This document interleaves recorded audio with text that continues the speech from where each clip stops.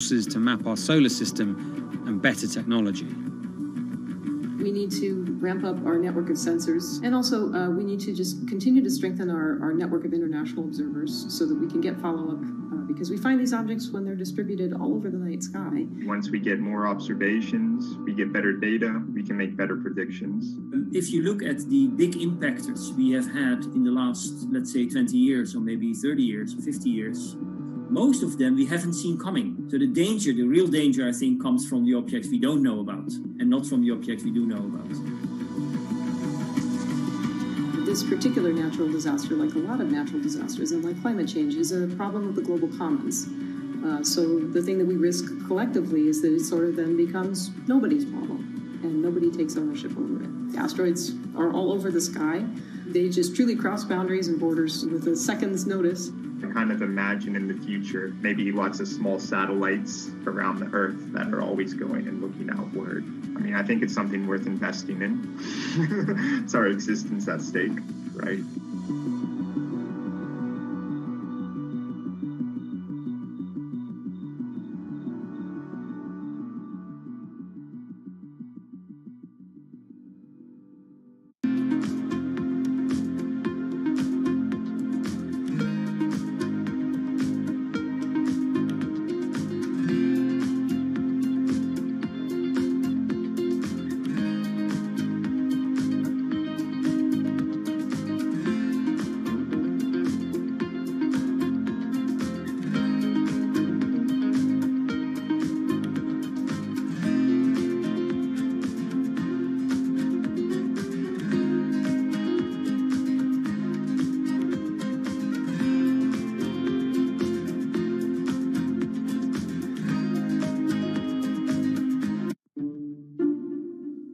The pandemic has affected everyone in different ways. Some pass the time by baking. Homemade sourdough bread. Do I need to say more? Some chose to binge watch Netflix. It's your game. Or maybe you started a garden oasis in your backyard. Next, I'm going to put my lettuces in. But for millions of others, I'm going to be posting stocks that will boom. They wanted to uproot the financial industry. Let's just lock it on up and take $15,000. Here's a stock that can change your life. I see a stock going up and I buy it and I just watch it until it stops going up and then I sell it. I have gained over $3 million. I want some free money. I don't think you can overstate the online communities or social media's influence on financial markets. A large group of inexperienced investors who discuss their plans on social media platform Reddit have shaken up the stock market in a big way. The stock that everybody's talking about right now is GameStop. Video game retailer GameStop is set to continue their head-spinning ascent today. The revolutionaries on Reddit are spanking Wall Street's ass. The more these stocks go up, the more the big guys are getting creamed and losing billions of dollars. This isn't a wealthy person's game anymore. Anyone can play it. I took up a little bit of a new hobby, and I am interested in day trading. As an investor nowadays, you don't have to look a specific way. You don't have to wear specific clothes. You don't have to be doing it from a trading floor on Wall Street in like a high-rise building in downtown Manhattan. The narrative of what's driving the markets is no longer being held in secret offices in New York and Boston of privileged people talking to other privileged people. It's right out in the open. It's on Twitter, it's on Reddit. From brokerage apps to Discord channels and subreddits to TikTok finfluencers, one of the last holdouts in the world of disruption, finance, is next in line.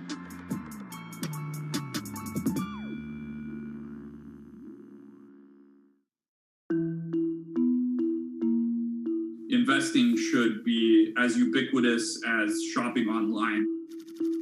That's Vlad Tenev, the CEO of Robinhood, the online brokerage app, talking about how he wants his app to disrupt the world of stock trading like Amazon disrupted the world of home shopping. And I think that speaks to exactly the mission that a platform like Robinhood has, which is to democratize investing.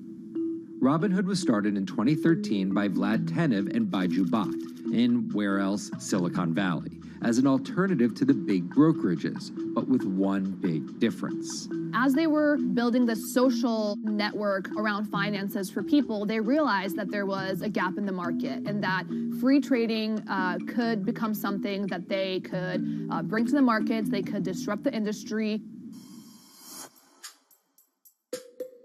While no-fee trading is industry standard today, it was unheard of when it was first introduced. The online brokerage industry was really innovative when they came on the scene 10, 15 years ago, but they kind of stopped innovating, where you haven't seen those commissions come down beyond $5 or $6 or $7. Robinhood think that by offering zero commission, that they're going to push people onto this platform. And on top of no-fee trading, the customers Robinhood was courting have been long overlooked in the world of finance. So the typical customer of a Charles Schwab, for example, is putting a lot more money in that brokerage account than the typical customer at Robinhood. Even today, with all of its popularity, the median account size is about $240. There's Fidelities in the Schwabs and the E-Trades of the world. They look down their nose at those kind of accounts. I don't want a $1,000 account. They're just a headache. I want a $100,000 account. And this is key here, right? Because the thing about Robinhood that's different than every other single brokerage platform is how easy it is to use.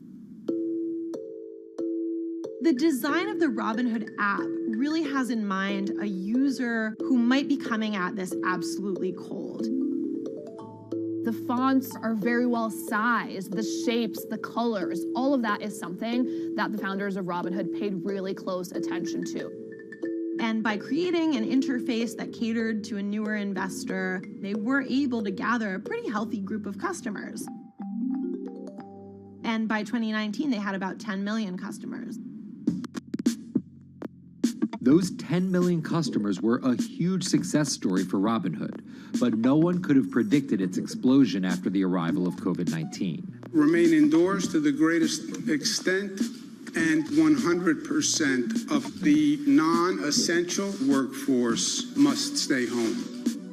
What we saw when the pandemic hit was the growth of Robinhood users absolutely turbocharged.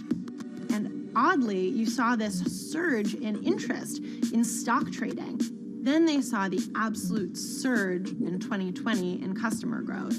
And now, by many accounts, they have more than 20 million customers, which is pretty extraordinary.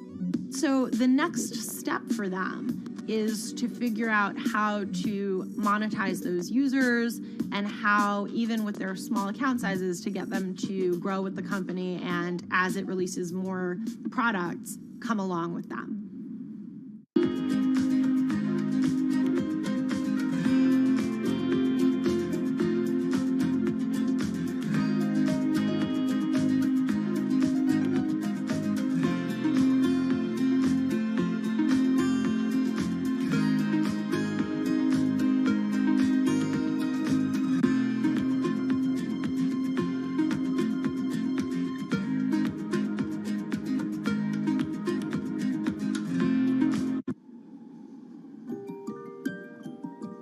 Robinhood would become one of the COVID economy's breakout successes. Robinhood traders, as they're called, became the shorthand explanation for the frenzy of often speculative retail investing after the pandemic lockdowns.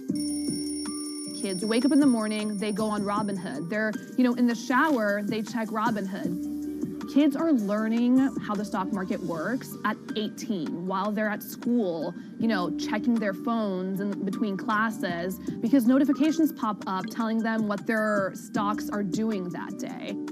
With these new tools, millennials and Gen Z are investing in the market in ways their parents could have never even dreamt of. That is sort of key when we talk about the divide between older and younger generations, is that the younger generation is exposed to so much more information and tools at their disposal to do what they want in the market. The older generations, you never had the technology or the cost structure that you could play the markets like you can today. So you were stuck with giving your money to a professional investor and paying them a fee to do it. When I speak to young kids, they tell me, I'm making mistakes. I'm losing money. I'm not a perfect investor, but I'm 18, and by the time I'm 30, which will be, 10 years from now, I'm gonna have interacted with the markets for a decade. And so it's a learning experience more so than anything else. And you can look at it and you can say, wow, that's risk-taking, that's dumb, but if you could possibly shave 10, 20 years off your working life versus adding 5 years, I don't think you can fault people for that. But Robinhood is only part of the puzzle. Sure, you can trade on it, but without research, information, and data, you're just blindly throwing darts at different stocks and hoping to strike it rich. Wall Street forever has always run on what we now call narratives or memes. People telling rumors to each other have been around for 100 years. On Wall Street, information is its own currency. Historically, either you had it or you didn't, and the people who had it had a huge advantage. In the past, those narratives and memes didn't have a network effect. It would be one person telling another person over the phone. In fact, when I broke into this business in the 80s, a lot of people used to complain that they weren't on the call list to get those ideas. Social media changed all of that. Fast forward to 2021, that's being done on the internet now. And that's being done on Discord and Twitter and StockTwits and Reddit. And the impact is very similar, but orders and orders of magnitude larger. As social media has played a bigger part in our lives, it's also played a bigger and kind of more important role in how people find investing ideas online and on these platforms. How do those ideas spread? On TikTok. Yes, that TikTok. Soon may the weatherman come to bring us sugar and tea and rum. People aren't just going to it for sea shanty videos. The personal finance hashtag on TikTok has garnered 3.5 billion views from its 1 billion monthly active users. By comparison, videos found under the cooking and health tips hashtag have 2.6 and 2.1 billion views respectively. The trajectory of Robinhood and TikTok were literally on par. What happened in the stock market this week? So the word of the week is expectations. Absolutely essential that you guys understand the risks of shorting. And Kayla Kilbride and Kyla Scanlon are two of those financial influencer TikTokers, also known as finfluencers.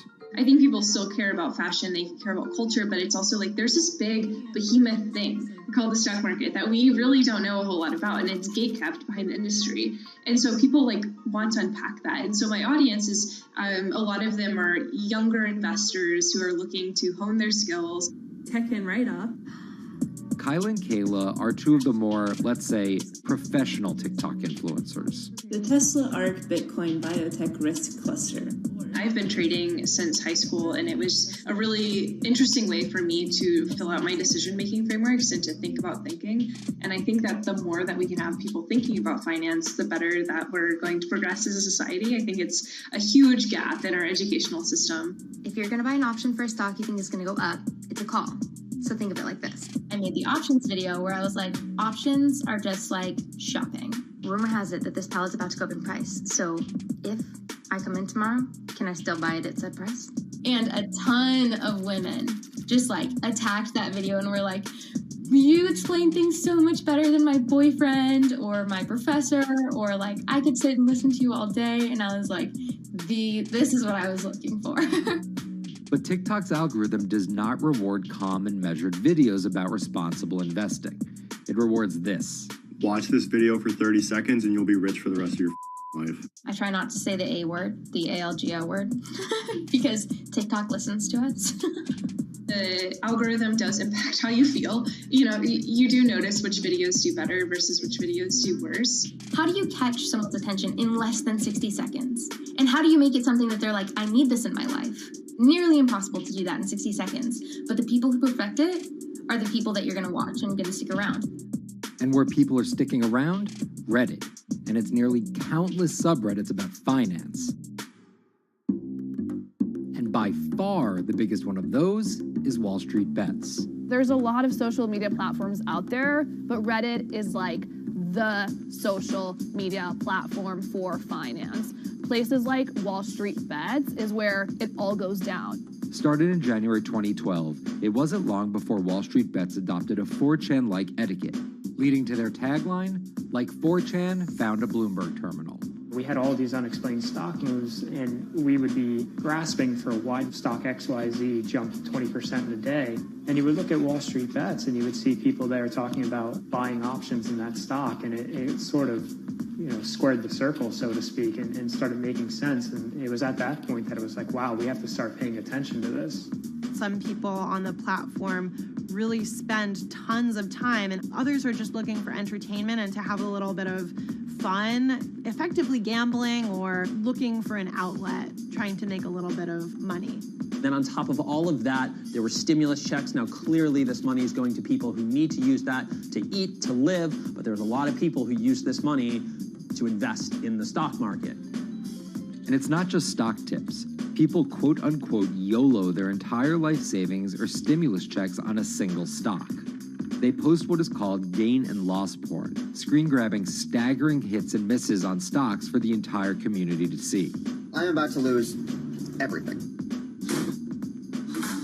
And while some of the people on Wall Street Bets are novice investors, the community contains multitudes. In one respect, what it did show us among these network groups is they are very sophisticated. They're not a bunch of ignorant people talking to other ignorant people.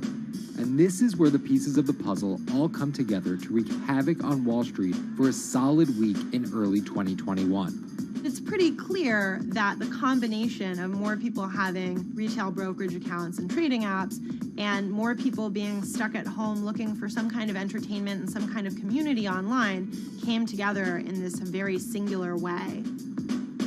What came together is GameStop. Let's go back to the beginnings of what happened with GameStop a couple of years ago. On the boards like Reddit and StockTwits, a lot of people were talking about GameStop as being attractive value. Some of them are even, Wall Street alums who left the industry and now still have access to tools that they can use to improve their financial well-being and make very good decisions. And I think Roaring Kitty is a perfect example of that. GameStop is one of the most compelling asymmetric opportunities in the market today. Really, I don't understand how you could disagree with that. At the same time that this crowd was talking it up, the hedge fund institutional crowd didn't like this stock at all, and it had the largest short interest of any stock in the New York Stock Exchange going into late 2020. Short selling is a bet that a stock price will fall, and it's a fairly simple concept. An investor borrows a stock and then sells it. The investor is betting on buying the stock back later for a lower price before returning it to the original owner, pocketing the price difference. What a short seller would tell you is that they almost act as a policeman in financial markets, or they're at least looking for companies that aren't what they say they are. And that can range anywhere from an outright fraud that some short sellers try to expose to just a company that's not worth as much as investors think it is. The problem is, if the stock price rises, the short seller has to come up with the money to buy the stock back. And the more it rises, the more it costs. And that's what's called a short squeeze. And the hedge fund Melvin Capital was on the wrong end of that squeeze. Melvin Capital lost over 50% of its money in the month of January alone, just from being caught in the short squeeze of the stock. This is where the disruption comes in. One of the most wild stories you're ever going to see. GameStop shares absolutely going nuts. In less than a year, the company's stock has jumped from less than $3 a share to almost $350. Cheers, everybody! Roaring Kitty has turned $50,000 or so investment into some $14 million. Whoa! Investors all over social media use the free trading app Robinhood to wreak havoc on Wall Street. They're actually piling on into some of these stocks to really hurt the professional short sellers. And they all used Reddit, Twitter, TikTok, and Discord to tell one another to keep buying and, quote, hold the line and not sell GameStop. People are getting cheerleaded for jumping in, buying at the highs. They're saying, keep going. And it was working too, until... Thursday morning, the trading app Robinhood sent out this tweet. In light of current market volatility, we are restricting transactions, including GameStop. People were really angry. Robinhood was supposed to allow the regular people to play the same game these big boys are playing. But instead, we were all taken for schmucks, and they screwed us. Shares of GameStop are jumping again now that retail investors are being allowed to buy shares of the stock. But what we learned is that when people organize online, they have the ability to disrupt the market. And it was a big sign. The ivory walls of the institution aren't as powerful as maybe the institutions thought them to be.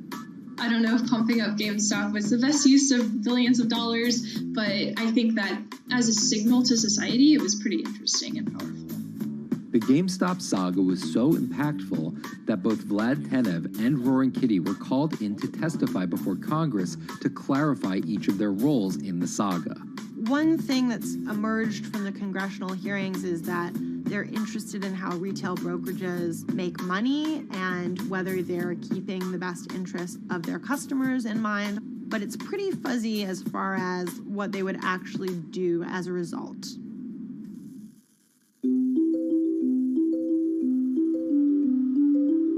While the frenzy around GameStop eventually subsided, it didn't take long for retail investors to find other areas to invest their money. Take a look at Bitcoin going bananas over the weekend. Bitcoin forms a brand new all-time high. It was after GameStop started to drop that we saw Bitcoin really go up to over 60,000. How much further does this rally have to run? It's compelling to say that money shifted from one venue to the other. While correlation doesn't equal causation, there's a chart out there showing an inverse correlation on meme stocks going down and cryptocurrencies going up. There's definitely an aspect where people are making money on stocks and then moving, they're agnostic, they're not hedge funds. They can invest wherever the hell they want. It's a classic sort of momentum trade. They're going to wherever the winners are and they're willing to jump on and, ride it. So whether it's meme stocks like GameStop, meme coins like Dogecoin, or entirely new ways to invest in art like NFTs, the new kind of retail investor is making its presence known. Over the next 10, maybe 15 years, you're going to continue to see, whether by choice or by force, that baton go from older generations to younger generations. I don't think any single app is going to be the thing that disrupts. I think people are the disruptors. How people get ideas about what to invest in has become increasingly entwined with social media. And as social media companies govern more and more of our lives, the fact that now they're tied in more intimately to people's wallets is something that we might want to understand better. Usually what disruption, I think, means is technology comes in, whether it's blogs to the newspapers or online retailing to brick and mortar. They come in and they're in the same business, but they just do it in such a gigantic cost savings that it causes everybody to switch. Well, that's the risk that happens here, is that it's so much cheaper to just manage your own money.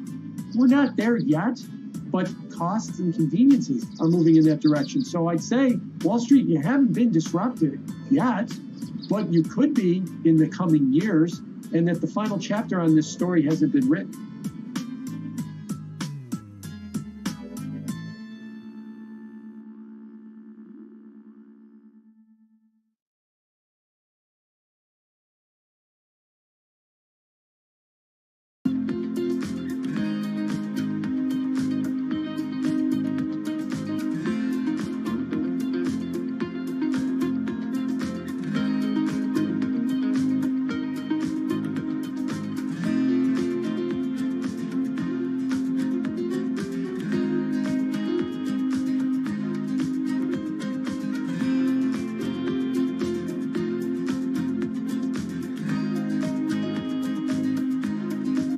Meet Bloomberg's own David Nicholson. Now, his happy place is out in the field, on the open road.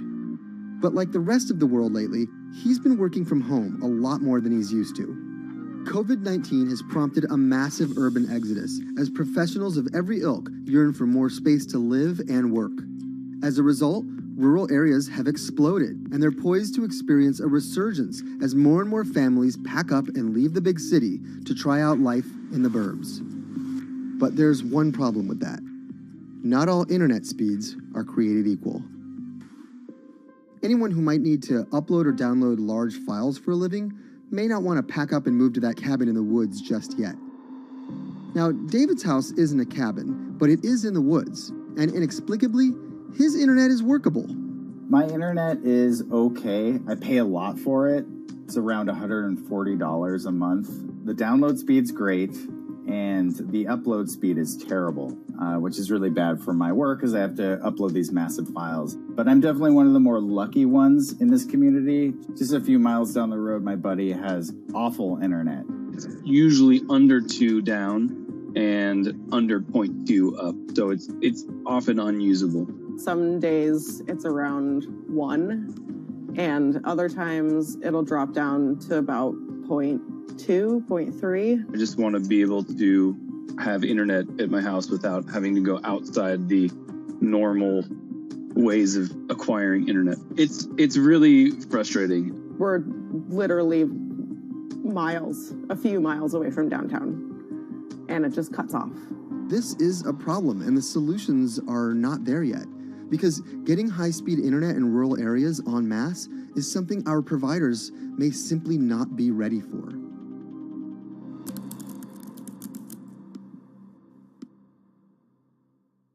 If your internet service doesn't have fast download and upload speeds, then you don't have high-speed harmony. You have. Americans on average pay about $70 a month for internet at home. But in rural areas, it could cost a lot more for a lot less service. So the pricing for a fixed wireless provider here can be something between $80 and $150 for about 25 megabits per second. However, gigabit service, which is 1,000 megabits per second and symmetrical, is running at about $119 a month or $130 a month. That's John Paul. He co-owns Spiral Fiber, an internet service provider here in Nevada County, California. And for the past 10 years, he's been trying to bring an affordable fiber optic network to town. It all started when he applied to be part of the pilot program for Google's fiber service. Across the country, civic boosters have been going to extremes, chanting, singing, Google in the morning, and marching, trying to get the search engine giant to look at their town. The internet these days is crucial to be in the world, to be a part of the world, and to be connected to your community. Google ultimately went with Kansas City, Missouri, which left Paul on a mission to get funding to lay out fiber optic networks for gigabit service. Over the next several years, he would attend conferences and pitch venture capitalists and apply for grants to make his vision come to life. One of the biggest roadblocks to building infrastructure for the internet here in the United States are the existing large providers. They have their land staked out. They would prefer that nobody come in and compete against them. In 2013, we applied for a grant. We went down and met with the commissioners at the California Public Utilities Commission. It was an arduous process to get funded, but we finally did against all odds. We got a $16 million grant, and then we went out to seek venture capital. Then, in March of 2020, the pandemic hit the world. Everybody got locked down, and everybody came home, and everybody started using the internet. And I remember seeing on one of the local fixed wireless providers' websites, they've said, hey, we know you're all staying home, but please don't use too much video, and please don't use too much bandwidth. And I thought, that doesn't work. The U.S. connectivity gap is far greater compared to countries that are considered its peers economically. Some developing nations actually have better internet than rural America, like in Kenya, which has a state-of-the-art fiber optic network fed in from their coastline. The American connectivity gap does largely affect rural areas that are either outside of service coverage or simply prohibitively expensive. This is Rebecca. She and her family moved to Nevada County just a couple miles down the road from David. They took for granted that high-speed internet would just exist in the area, and it's not something they even bothered to check on before buying their house. Turns out, all they got was dial-up. We wanted to move where we had a little more space, room for the kids to run around, just be out in the mountains a little bit more. Having come from a bigger city area where Wi-Fi is pretty readily available, we hadn't really considered that in our purchasing of the house, whether that would be an option or not. When school started, and now that we are remote learning with our children and we're doing everything from home, we didn't have the option to do that at our house. So every day when school would start, we'd have to pack the kids up and we'd go to my in-laws' home. They have a little cabin up in this area that does have Wi-Fi already. Rebecca's situation is the norm in rural America. According to data from the Federal Communications Commission, just 4% of urban Americans lack access to broadband internet. That's compared to almost 40% of people who live in rural areas. But while that was the case, there were also racial and socioeconomic divides in terms of who had that access. In addition to that geographic difference, low-income African American students, Latino students, and first-generation college students were more likely than others to have only one device at home that's shared among multiple siblings and or lack access to that actual connection. For most American towns, there's also a lack of competition, forcing internet prices up. And large providers like AT&T and Comcast aren't incentivized to expand service to these rural communities. This is how Xfinity makes life simple, easy, awesome. So in our area, we have a small imprint of Comcast, but they're not going to go out to the more rural areas. It's just not cost effective for them to do it as a large company. In order to lay fiber cable, you're actually physically digging trenches into the ground. And for internet service providers, they're primarily focused on maximizing their profits. And so the fewer customers you have, in any square mile and the more fiber you have to lay, that's just kind of harder to pencil out from a purely economic standpoint. AT&T released a statement on the matter, expressing the need and desire for government assistance to fund fiber optic expansion to areas deemed unprofitable. Comcast released a similar statement encouraging more public-private collaboration on this effort. Federal agencies do offer grants to help communities build broadband networks, but many have argued that there's not enough flexibility on how to use these funds. The COVID-19 relief package passed by Congress in March and signed by President Donald Trump awarded $43.3 million to 51 projects on the East Coast alone. But it also stipulated that these projects needed to be up and running by December 30th. For contractors who plan projects months and years in advance, it's a scramble to rearrange their schedules to meet that deadline. So what we've been asking the federal government to consider is at least have, as long as the projects are getting started, knowing the projects are being put into place to expand both remote learning, working from home, and opportunities like that are truly driven from COVID. We're moving as fast as we can regardless, but hopefully they'll give us some more time. Talking to John Paul, it's clear that he believes broadband is something that can transform a community and should be considered a public good. One of the first communities to come on in the United States with full-on gigabit service was Chattanooga, Tennessee. Now, they're a bigger city, but they're a city that was economically in a downturn. In the last 15 years, the city of Chattanooga has turned around in an amazing way. It's a nexus for young people to move to. It's a place where technology happens. It's not just about logging on to Zoom, to connect with your colleagues who might be in New York City. It's also your ability as a small business, operating in the town of Nevada City or wherever it may be to, quickly upload your payroll documents or something onto the cloud or to quickly, swipe a customer's credit card. There's just some really basic business functions and mechanics that I think people in big cities really take for granted and that are just going to be a much bigger challenge for small business owners in rural areas.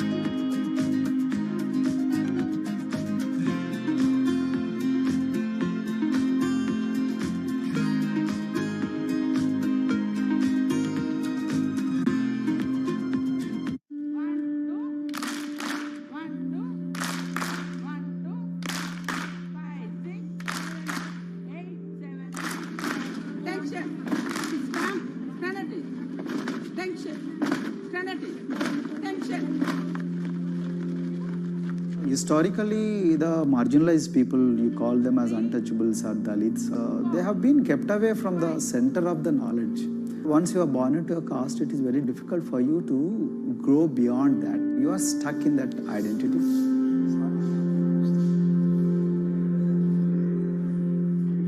I think education is the best way of liberating them. So that's how I chose to work in education sector.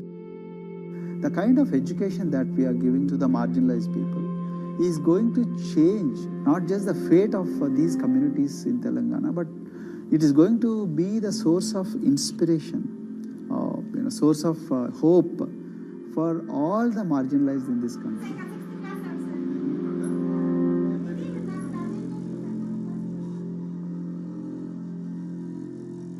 Greatest blight in India is the system of caste. For generations of Indians, the social code known as the caste system has defined how people earn a living and whom they marry. Although outlawed 7 decades ago, castes remain a significant factor in deciding everything, from family ties and cultural traditions to educational and economic opportunities. Dalits, people who are on the lowest rung of the caste system, constitute almost 1/5 of India's population of 1.3 billion. Not able to afford the high tuition of private schools, many are forced to attend government-funded institutions, which in the past have suffered from poor infrastructure, lower education standards, and high student-to-teacher ratios. But Dr. Praveen Kumar is trying to change that.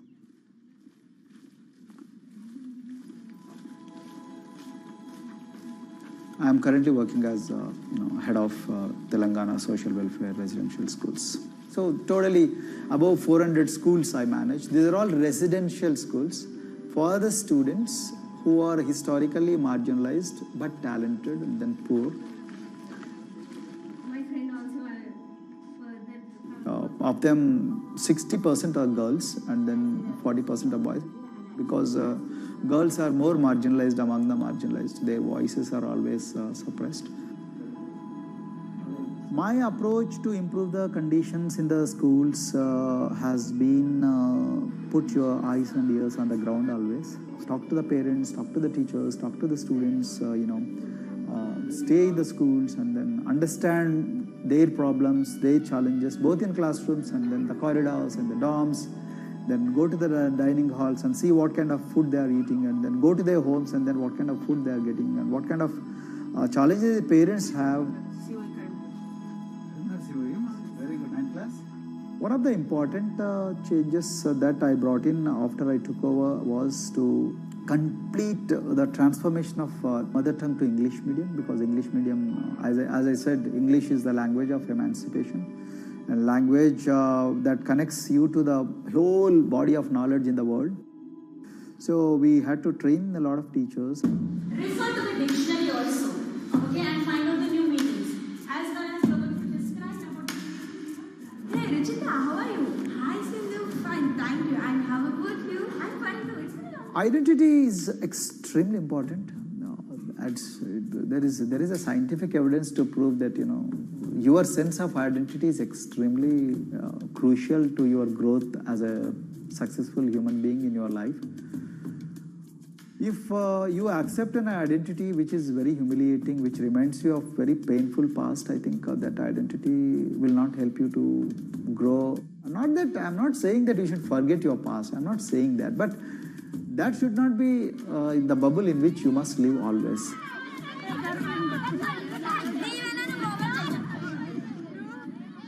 Sweros is an alternative identity. S stands for state, W stands for welfare, Aero, SW and then Aero is Swero.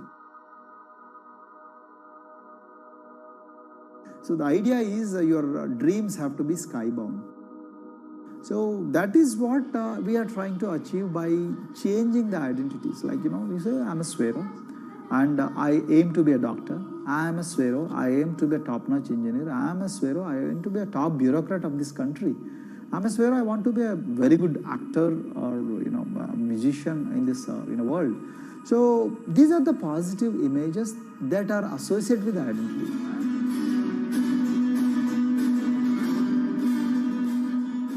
Just to give an example to you, in 2012, in our institution, we used to produce about 6 doctors per year. But because of our, this self-liberating ideology of Sveroism, we have, this year, we have produced about 189 doctors. This is phenomenal for any poorest of the poor people. You know how difficult it is to get into medical colleges in this country. So, but today, because of this ideology, the students have been able to achieve this, feat. Pujita has been a farm laborer, and her parents themselves are agricultural laborers. And then this girl used to sell vegetables, but thanks to the residential education institutions, she came to the Gauli Doddi campus, and then she toiled very hard for 1 year, despite many problems. And today, I'm so happy to share with you that she has joined one of the prestigious medical colleges in the state of Telangana, Usmania Medical College, and then in future, she hopes to be a gynecologist. So this is the journey our children are hoping for. Similarly, the Mount Everest expedition. Mount Everest expedition, we are very fortunate enough to place the youngest ever female in the history of this world on the peak of Mount Everest. How did this happen? It's all because of an ideology that helps you to liberate yourself.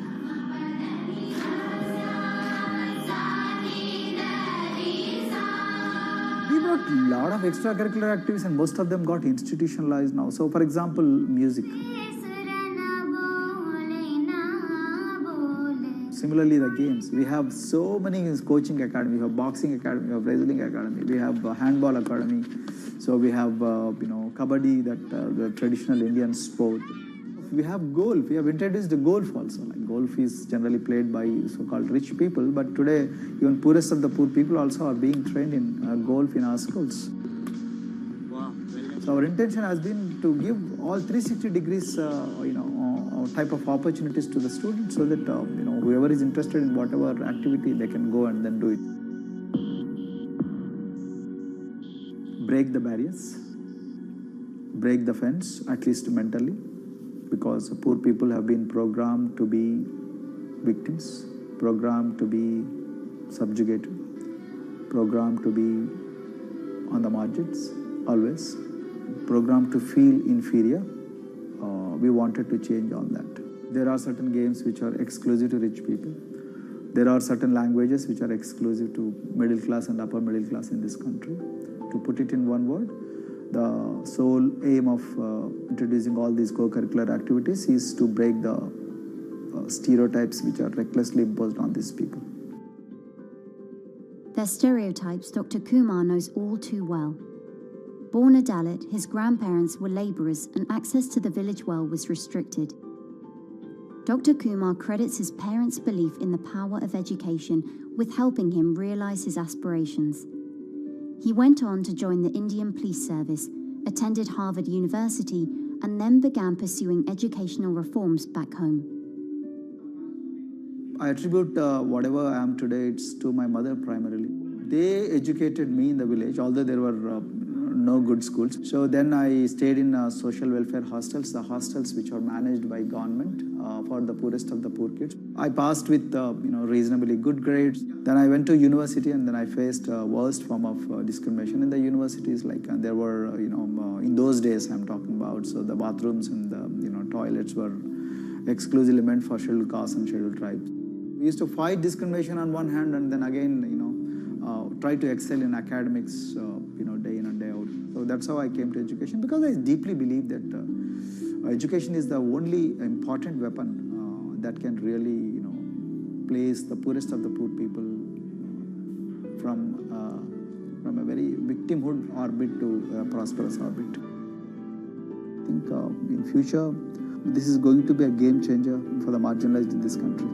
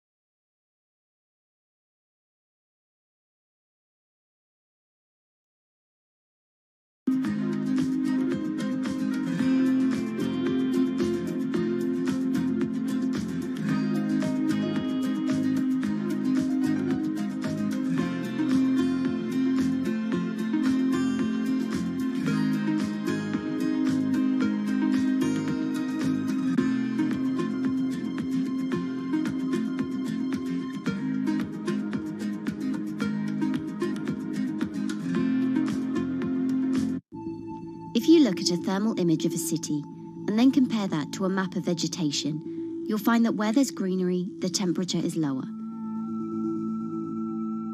That's because things like asphalt, concrete, and shingled roofs absorb more heat from the sun than trees.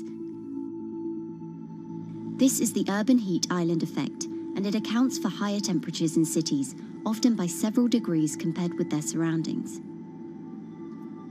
It's becoming a huge risk to human health as growing urban populations exacerbate the heating effects of climate change. Heat waves kill more people than any other extreme weather event, more than tornadoes, hurricanes, and even floods.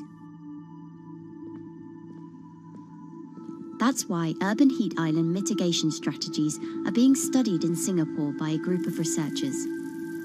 The government-backed project called Cooling Singapore is now in the process of combining everything they've learned to create a digital tool that can help cities all over the world, starting with Singapore.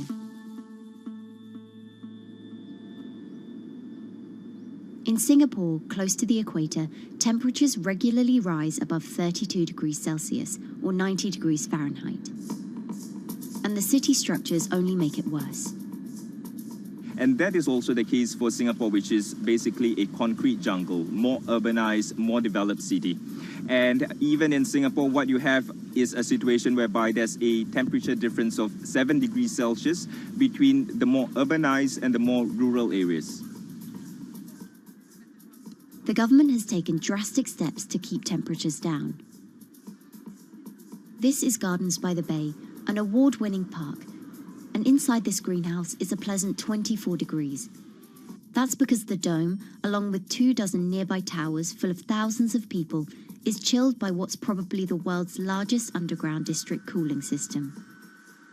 It uses a large central plant that cools water and then pipes it into banks, residential towers, an exhibition centre, shopping malls, and the city's iconic Marina Bay Sands hotel and casino complex. So one of the biggest perks of using this system for the buildings is that they can save 40% in terms of electricity usage compared to your traditional air conditioners. And with Singapore relying on natural gas for most of its power, this new system means emission savings equivalent to removing 10,000 cars from the city's roads. That has big implications for the rest of the world. If things stay as they are, more than a third of the world's electricity could end up being used to cool buildings and vehicles by 2050. As the world gets hotter, gets warmer, there is a greater need for air conditioning and as well as refrigerators, for instance. And the more people are buying these household appliances, the more energy usage they use, and they release heat more, and that then exacerbates climate change. It's a vicious circle. And so since 2017, researchers at Cooling Singapore have been identifying design solutions that reduce our need for so much cool air in the first place. One thing many cities have in common, and that's the importance of vegetation. That's a very important measure to mitigate the urban heat because of the shading effect, of course, and the psychological effects of the vegetation, and also because of the possible evaporative cooling effect of the vegetation. Vegetation can be, of course, on the ground floor in form of trees and shrubs, and you can walk under them. This is the so-called canopy layer that the vegetation forms above us. But vegetation can also go up the facades of buildings, and it can go to the roof of the buildings.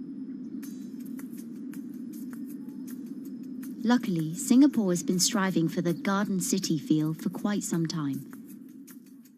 It was a vision initially introduced by then Prime Minister Lee Kuan Yew in 1967 to make life more pleasant for people. And today, Singapore is one of the world's greenest cities in terms of urban vegetation. Kampung Admiralty, a community centre that contains health facilities and social spaces, now provides more green space than the plot of land it was originally built on. It's topped by a roofscape of staggered terraces covered in local plants, which functions as a community park, and a village green in the centre that contains farm plots for residents to tend to. Park Royal on Pickering was designed as a hotel in a garden that doubled the green growing potential of its site. There's now 15,000 metres of sky gardens, reflecting pools, waterfalls, planter terraces and green walls. And the government has big plans as well.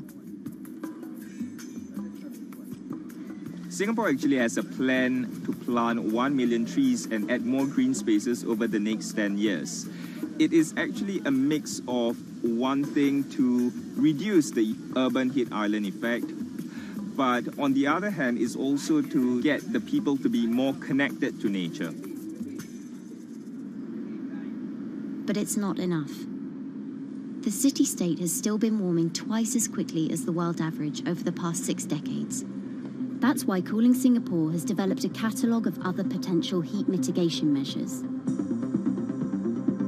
When you try to mitigate the urban heat island effect in a city or in any building, in a village as well, the first place to start is by shading of the windows. You have to keep areas clear so that the wind can move through it.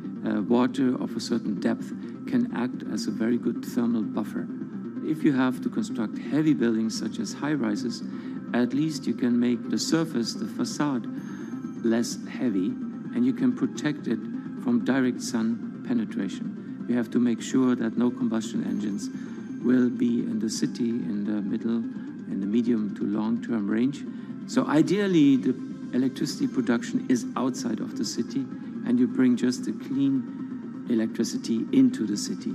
You can at least minimize the use of energy in the city, and you can start to slowly convert the roofs, the facades of the city into production areas for renewable energy. In Singapore, unfortunately, this is a limited option, but in the long run, it could produce up to 20-25% of the energy, of the electricity needed in Singapore if all the roofs and the areas in the buildings, on the facades would be used to do that. With so many different ideas, Cooling Singapore is also designing a virtual model of the city to test them out. It's called a Digital Urban Climate Twin, or DUCT, that will calculate how each element of the city's design will impact the urban heat island effect. That means we model not only the geometry of the buildings digitally, but also we model the transportation, the insulation, the temperature, the radiation coming from the sun, the weather, the local climate, the even very, very microclimate of the city, the water, the movement of people in the city. We can invent scenarios, we can design scenarios, test them before we actually build them, and if they test very well and we are sure that they will function, then we can start to build them and put them into reality.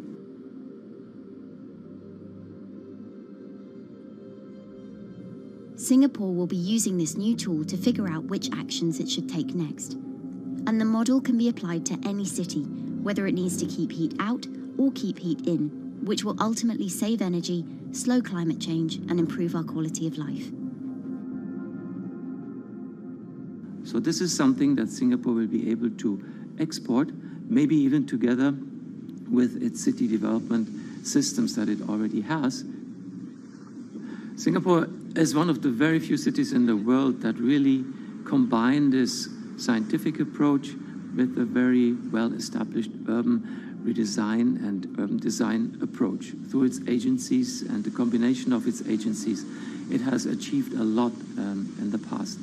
If it keeps following the scientific path and the combination with the other knowledge in the city already, we think that it will be a very comfortable and very livable city in the future, even more than today.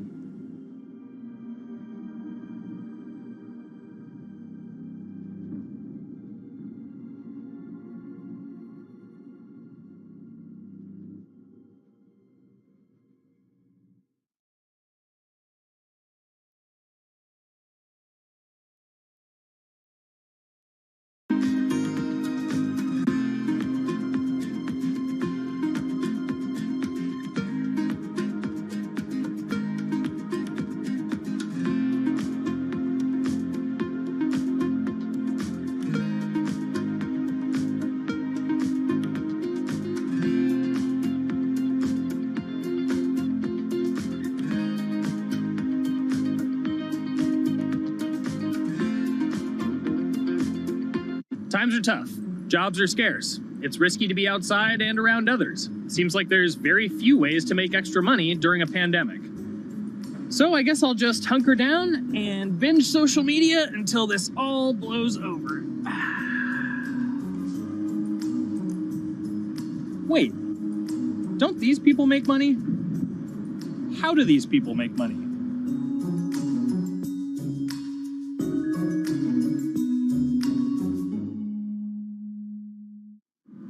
Streamers, YouTubers, Twitch stars. How do they make money? Is it a lot? Is it a lot of work? I know, I gotta ask somebody in the biz, and I got just the guy. Austin John Plays. This is your full-time job now, right? As of November of last year, yes. This was always just kind of like a side thing. Like, any money that I made from doing my videos and whatever else, I never touched that because I didn't really think of that as being like real money. And then it started coming in more and more. And then it was like I hit my first day that I broke $1,000 and I was like, this is actually going to be money. How did the YouTube channel come to be? When the game Pokemon Sun and Moon came out for the 3DS, there was like things that I learned about the game, and then I wanted to just share that information with people.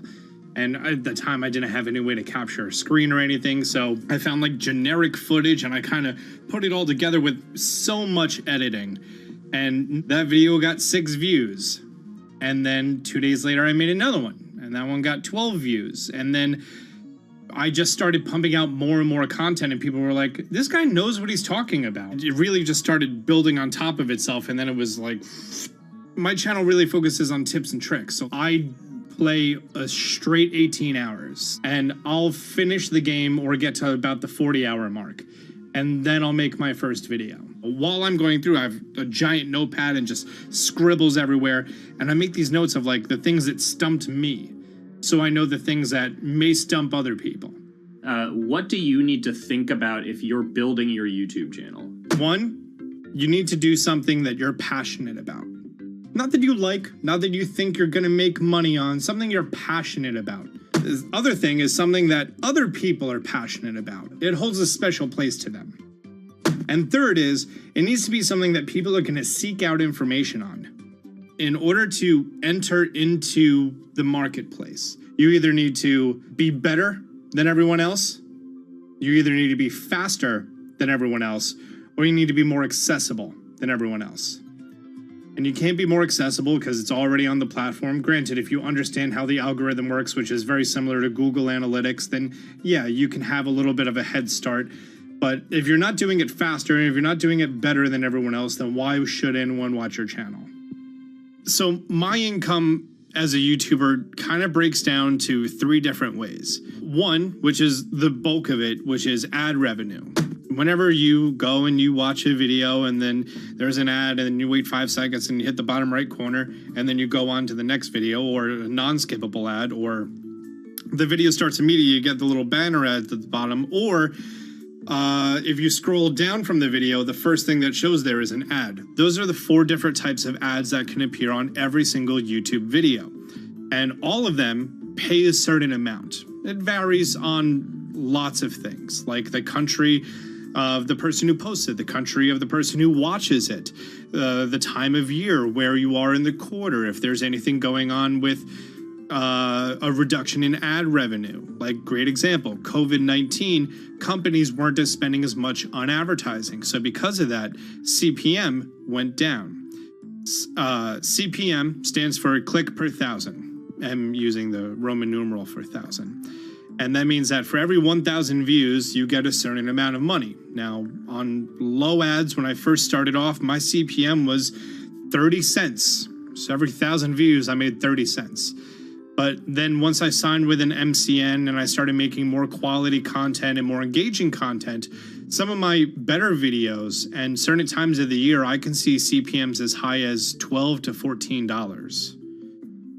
And there's a big fluctuation between, if I post a video when there's no ads being spent, like January and February, that's the reason a lot of your favorite YouTubers and also TV shows don't post new videos in that time of year because ad rates are down. Why are they going to make content then? Instead, you're recording and you're bulking up for when ad revenue is higher. The second way that a YouTuber makes income is support, crowdfunding, things like that.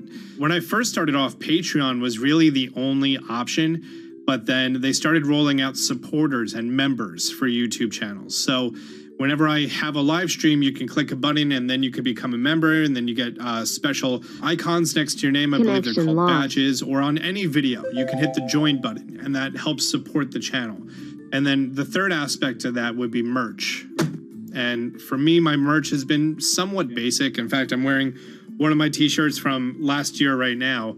You have to endure the times that your first video gets 6 views, that you posted on Reddit and they say, shut up, and then an auto mod bans you.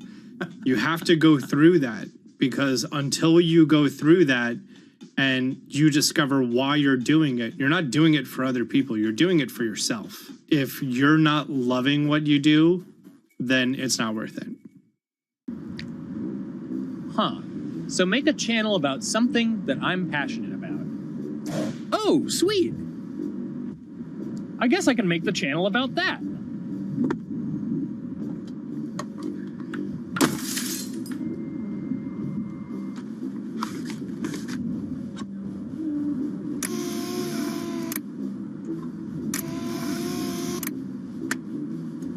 Now, how do I grow an audience? How do I get popular? It's all about diversification, right? You have to have a massive Twitter following. You have to have a massive Instagram following. You have to have a massive YouTube following. Of course, you have to be on Twitch, which is the key platform. But basically, any way you can get in front of your audience, you can engage with your audience, is going to drive those clicks, which ultimately drives the advertiser revenue that you get back from all of these platforms. It's me and Dan playing video games and talking in a funny manner over them. They're not just people who are good at games, they're actually people who are good at online engagement, online entertainment, first and foremost. You have the right to remain stylish. Anything you wear can and will be used against you in the court of fashion. The streamer is either very, very talented at the game. The best player in the game is generally going to draw a crowd because people like watching people who are very good. On the other hand, they're either very, very good or funny, charismatic, whatever it is on that side. Oh, no.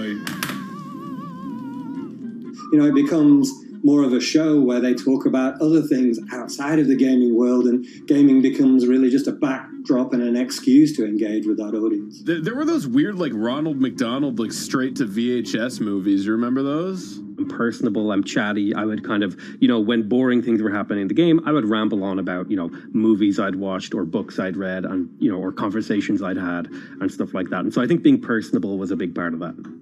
It's not just getting on and playing games. It's getting on and being an entertainer. You are putting on a show. All right, now let me go ahead and grab the samurai sword that every gym has. Okay, he's dead. To have a larger audience and to have that audience, I think, stay with you, you have to bring something extra. You know, you have to find your niche. You have to find what works and what connects with the audience and what makes them laugh and what makes them keep coming back. You got to make it a little more exciting. All right? Throw in a hanging bishop. Have everybody in suspense for a moment. I think the real most important thing is to just get used to being on camera. Like in any sort of performance thing, is get used to talking on camera. You know, my first few videos were terrible, but because I sat down and did it for 6 to 8 hours a day, I just got used to talking and I got over that uncomfortable hump.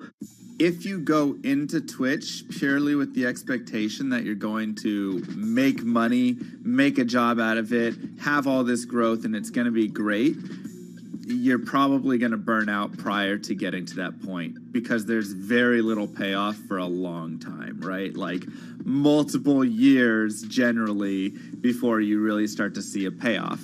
And so, you know, those first few times you're streaming, nobody is there. One person shows up every 30 minutes, says hi, maybe, and leaves, right? Like, it's very discouraging, I think, for a lot of people.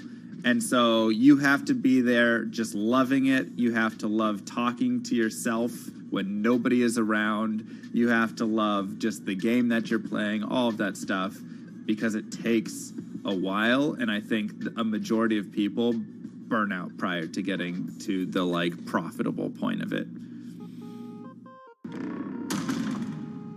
And there you have it.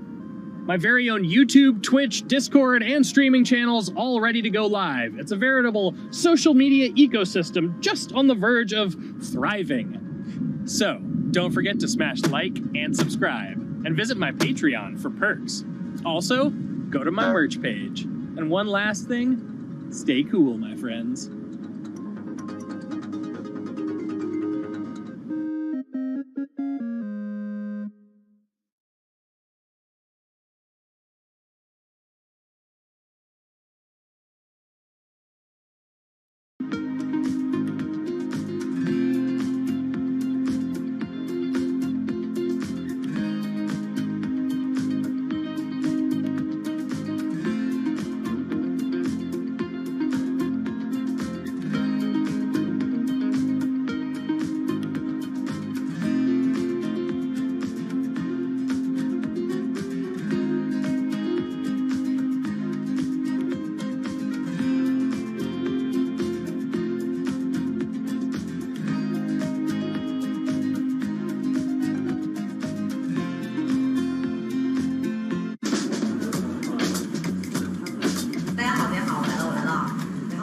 This is live stream shopping, one of the hottest trends in China. Every night, tens of millions of people watch live shows hosted by influencers like Via and buy the products they recommend. On e-commerce and social apps like Taobao and Douyin, the sister app of TikTok. 我觉得已经改变了大家的购物的方式。其实各种各样的产品，哪怕你不买，你也可以来看。当然，你看了，你就有可能会买。It's not about, only shopping. It's about the experience. It's about having fun. You got to see 3D. You got to see in some kind of action. It's almost like a theater act. The internet craze has taken over China. By the end of 2020, the country had almost 400 million live stream shopping users.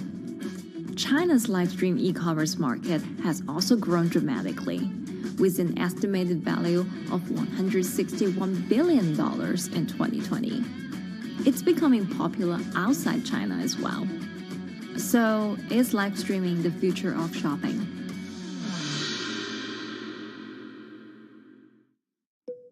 Live streaming is not a new thing. In China, it started in 2015 with the rollout of 4G. And it was first used for entertainment and socializing. Many live streamers performed for their followers or chatted to them, making money by receiving virtual currency and gifts. In the West, live streaming is mainly the domain of avid gamers. In China, it's broken into e-commerce. China actually has a very big e-commerce empire, so it uses these super apps, what we call that you have payment, you have search of information, you have recommendation system, and you have huge amount of goods available on the platform, and as well as a lot of consumers. So with this advantage, they merge these features of live streaming to make the influencers actually sell goods. Here is a perfect choice: nice neutrals, beautiful print, nothing overwhelming, and the warmth and comfort of flannel. This is item. Traditional TV shopping involves a one-way direction, whereby a host introduces a product, demonstrates certain things, and say, call this number or something. But live stream shopping is live. That in itself is a very, very big difference. It causes different psychology, and live stream shopping is a very entertaining way of actually engaging someone else. When you shop, actually, this live streaming video will continue. It will minimize into a corner, and you can buy the items and pay all on the same app. And after that, the live streaming screen will just enlarge by itself, and the promoter will come back to screen. So it's very convenient. Taobao, one of China's biggest e-commerce platforms owned by tech giant Alibaba, added a live streaming function in early 2016. In the following years, other e-commerce and social platforms like JD and Douyin also integrated this feature. 开头的时候还是有很多的挑战的，对画面的这个流畅，然后是否能够很真实的去还原商品，它其实在这个上面是有很高的这个门槛跟技术的这个卡口在的。不管是我们的这个用户的接受度，还是商家的这个上手的这个难度都很高。但是这几年下来，基本上难点在不断被突破的。Over $70 billion worth of goods was sold via live stream on Taobao in the years through March 2021. Latest surveys show that over 60% of live stream users in China were watching shopping shows, and over 65% of them shopped at least once via live stream. In 2020, live stream shopping got a huge boost during the pandemic, when millions of people were in lockdown and many retailers were pushed online.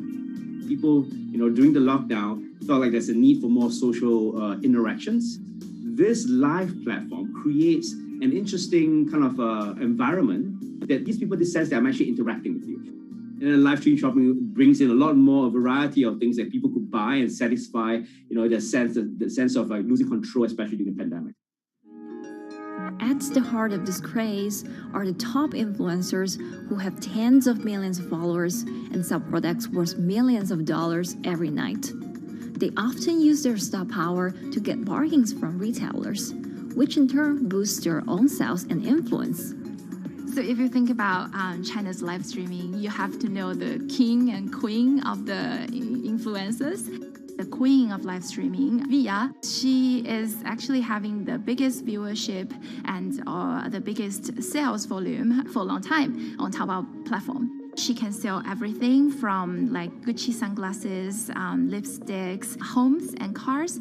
One time she offered her followers to go on a Tesla ride with her, and she even, for once, sold a rocket launch in her live streaming room for 40 million yuan. The king will be Li Jiaqi, more widely known as Lipstick's brother. He used to be a cosmetic sales before he turned into live streaming e-commerce. And he knows a lot about the cosmetics. So he's the one that will actually put the lipsticks on himself when he's on the show. Top live streamers like Via and Li Jiaqi have become celebrities in China and can earn millions of dollars a year. Although not everyone can be as popular, mid-ranking live streamers like Tiffany still earn a good income through sales commissions. 如果说单从收入方面来讲的话，那主播的收入是比普通的工作要高很多。但是呢，主播这个工作时刻对身体，包括对精神都有很大的一个考验的。就是每天需要集中精力，然后长达5-6个小时，这种状态是很累的。而且这5-6个小时的话，你是脑子是不停的，然后嘴巴是不停的，然后手也是不停的，眼睛也是不停的。像我们做主播，不是说单一的只做直播一件事情，然后还会有选品的一些工作，然后还会有一些其他的事情排在里面，其实是没有个人生活的。那我觉得增强粉丝影响力的话，不是说某一件事情。可能今天做了什么事情你就增大了影响力，而是每天不断的内容的输出，粉丝不断的可能对你的了解，慢慢的信任你。没有芝麻酱的味道，如果吃不习惯的话就慎买。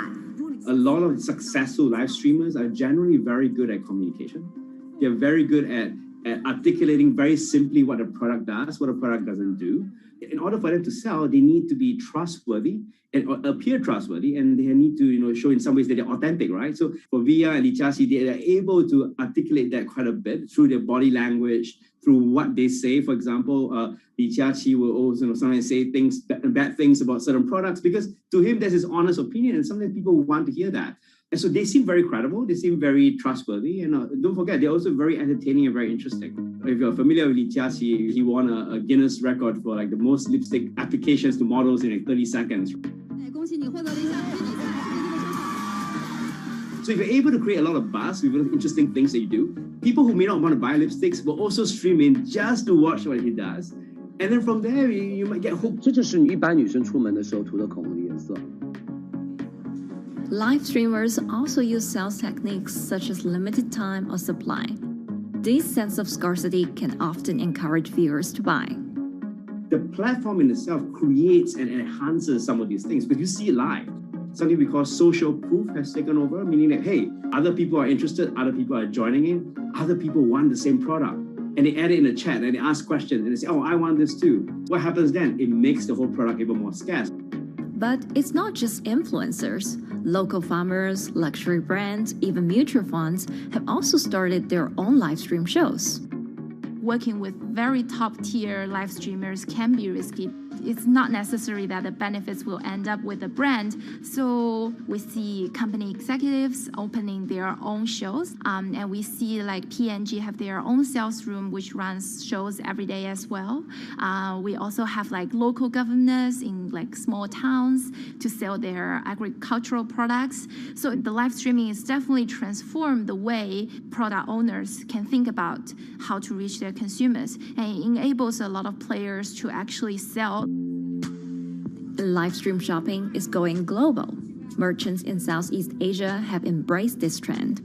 And in the West, Amazon has upgraded its live streaming function, adding interactive features like chat rooms. Companies, including Google and Facebook, are also developing and investing in technologies to integrate video and e-commerce. 直播电商它其实已经开始成为主流，它未来的发展空间跟潜力都是巨大的。接下来大家会越来越依赖这种购物方式，会变成一个比较日常化、比较规范化的这么一个趋势。If you look at the numbers alone, their numbers alone, Li Jiaxi's numbers or Via's numbers, you know that they can sell and you know that they can generate revenue. Are they able to sustain it over a long period of time? It depends on how innovative they are at changing some of the things that they do. But you can't expect consumers one day turn into virtual shopping for good. There will be the nature of us that crave to go into the store, to touch the goods and actually wear it and see how it looks like and walk around in that with our friends. And those things wouldn't be replaceable with live streaming.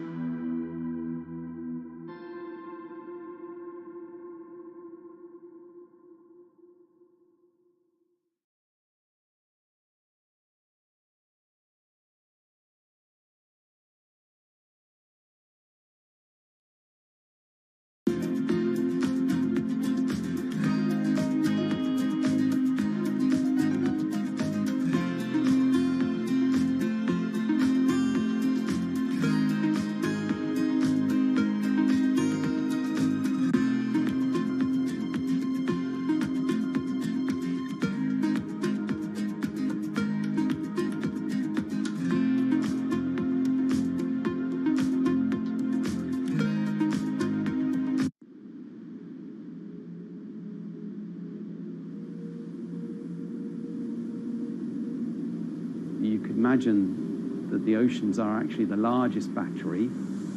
We're storing huge amounts of energy in the oceans. The wave motion can be very deep. It can extend down several hundred meters. And once it gets to the near shore, from about 50 meters, the whole water column is moving backwards and forwards. As we search for ways to reduce our reliance on fossil fuels, some are looking to a largely untapped potential source of renewable energy. In theory, waves off the coast of the United States alone could generate over 2 trillion kilowatt hours of electricity a year, enough to power more than half of the country. Waves intensify and subside not as quickly as the wind, and that means that it can produce a smoother power generation curve. One of the potential advantages of wave energy is that it could act as a complementary source of power compared to other renewables on the grid if it were to be scaled up to commercial scale.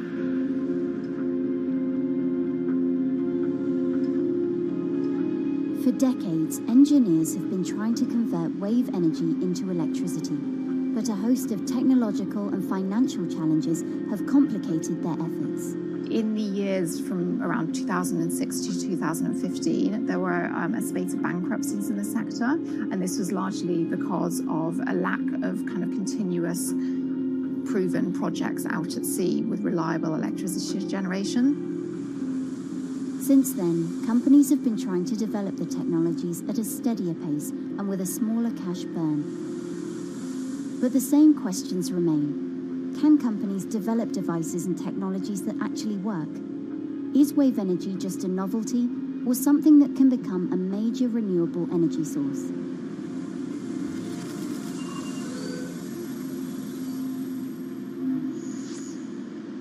The sea is a very challenging environment within which to operate a power project. So seawater is corrosive and conditions are very rough. So this means that power projects don't have a very long lifetime, and it increases operating and maintenance costs. Partly because of that, many early wave energy projects hit rough waters, such as the Pelamis Wave Energy Converter in Portugal and the Isla Limpet project in Scotland. But that hasn't stopped others from trying. Companies are focused on testing projects out at sea, proving their durability, trying to raise capital and bring down cost. The sector hasn't really converged around one single technology design, and companies are kind of undecided about which design works best.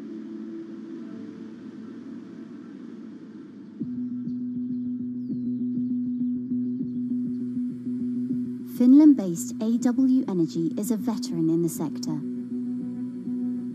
The first proof of concept of the company's device was made in the 90s after diver Rauno Koivusaari observed the strong back-and-forth movement of a hatch cover in a shipwreck in the Baltic Sea.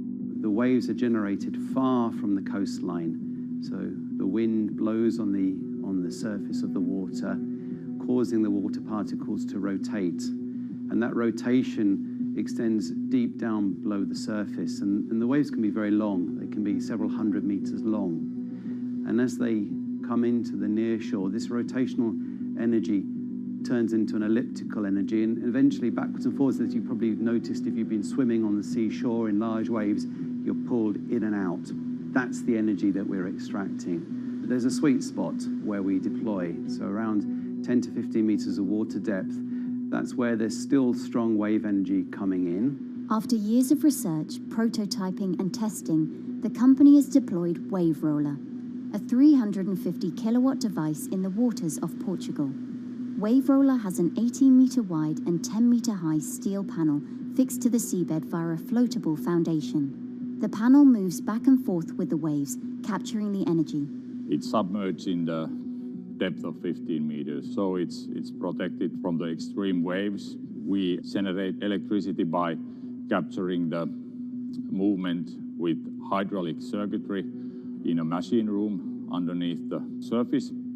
That hydraulic energy we turn to electricity with hydraulic accumulators and hydraulic motors, and also a generator. The Wave Roller has survived large waves at sea for over a year and delivered electricity via an underwater cable to the grid in Portugal. Meanwhile, the company has won a €2.5 million grant to work on an upgraded version of the Wave Roller, aiming to increase the electricity generation capacity to 1 megawatt. The upscaled device would have a bigger panel, 2 power takeoff units, and improved software to control the energy production. We have taken into use a wave prediction algorithm that kind of tells us what kind of waves are coming into our device.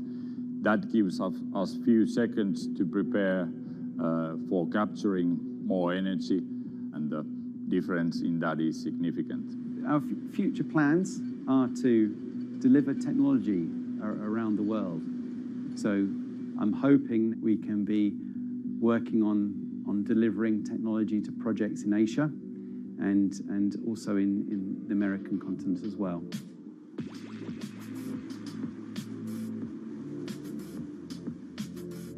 Meanwhile, Israeli company Eco Wave Power is taking a different approach to capturing the power of the ocean.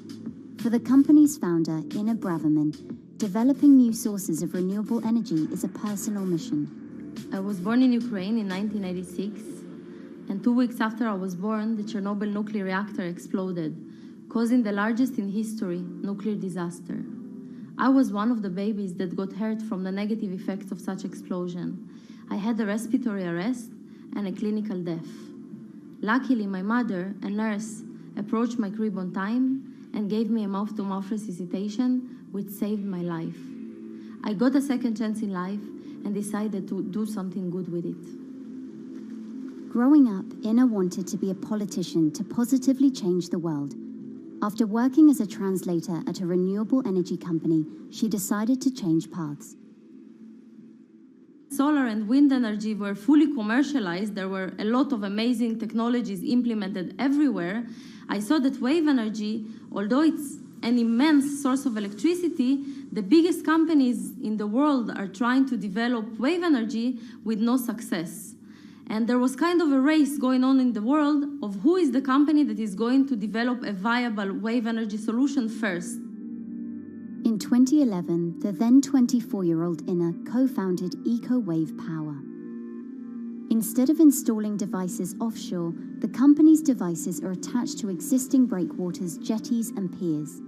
Our technology is very cost efficient, especially in comparison to the offshore technologies, because we don't need any ships, divers, underwater mooring or cables.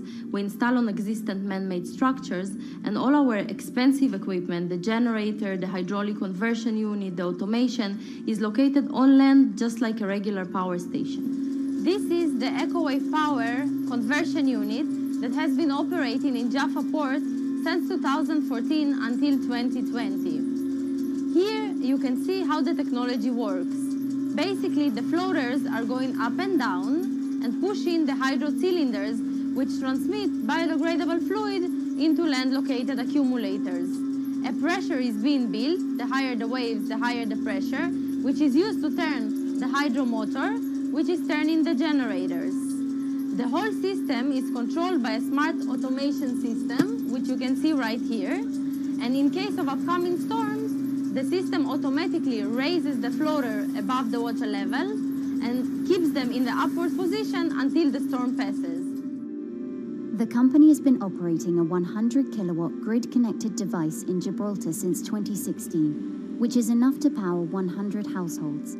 Currently, Inna and her team are working on another 100-kilowatt project at the port of Jaffa in Tel Aviv. The project will be also the first time in the history of Israel that wave energy will officially connect to the electrical grid.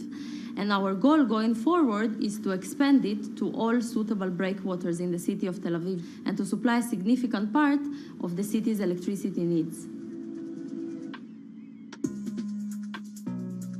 Today, engineers and entrepreneurs are still trying to crack wave energy. Globally, only a few hundred kilowatts of wave energy are deployed, compared with gigawatts of offshore wind. But the field has come a long way in recent years, and with the right engineering solutions, this new power source could eventually become competitive with more mature renewables like solar and wind. I would have a lot more confidence in the success of wave energy companies today as opposed to like 20 years ago.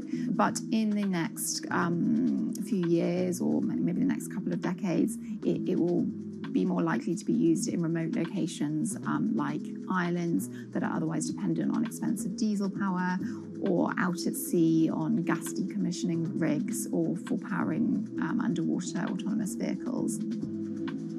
So definitely, wave energy can compete with other renewable energy sources, but I personally believe that this is not a competition. In order to have a 100% renewable energy friendly world, we need all renewable energy sources to work together.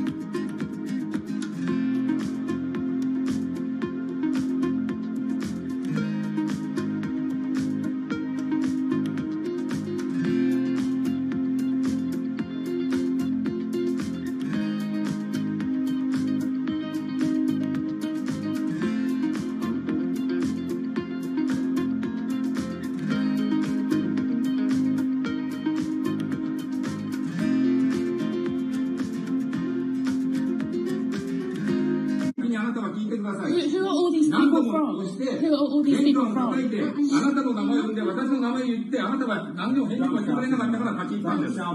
So can you please tell me? I'm not going to... please wait. You know, I've covered a lot of companies. I've covered a lot of Machiavellian companies where, you know, people play rough. I don't think I've ever seen anything on the scale of Nissan. He is making you, but you aren't from this side. I mean, it's corrupt. The system is... One of the most dramatic elements was Ravinder Passi's home being raided by court officials in Yokohama. You scared me. You scared my children. I worked in this for 16 years. So Rav Passi's journey into the darkest recesses of the Japanese corporate world started when he was the general counsel, the highest corporate lawyer position in the company. In the past few minutes, Nissan has revealed that its chairman has been arrested after allegations of serious misconduct. He was tasked with investigating Carlos Ghosn. And he was told, conduct an internal investigation and get to the heart of the matter. And then along the way, he started to notice serious conflicts of interest. He is one of the few people who knows an extreme amount of detail regarding the alleged crimes by Carlos Ghosn. And he's now ready to tell his own story on the record about some of the events that happened.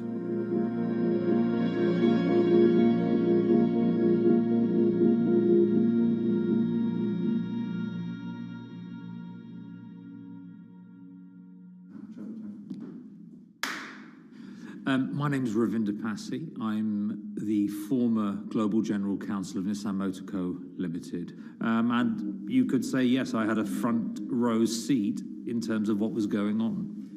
When Carlos Ghosn saved Nissan years ago, he was depicted in Japanese comic books as this hero, and now maybe we'll see comic books where he's the villain. In corporate Japan, Nissan was quite an unusual company. It was led for 2 decades by a non-Japanese executive.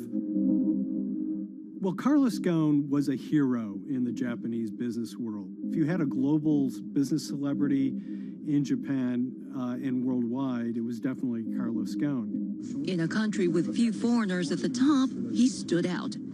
But over the years, he saved Nissan from bankruptcy, allied with Renault and Mitsubishi, and turned the alliance into one of the most competitive in the world.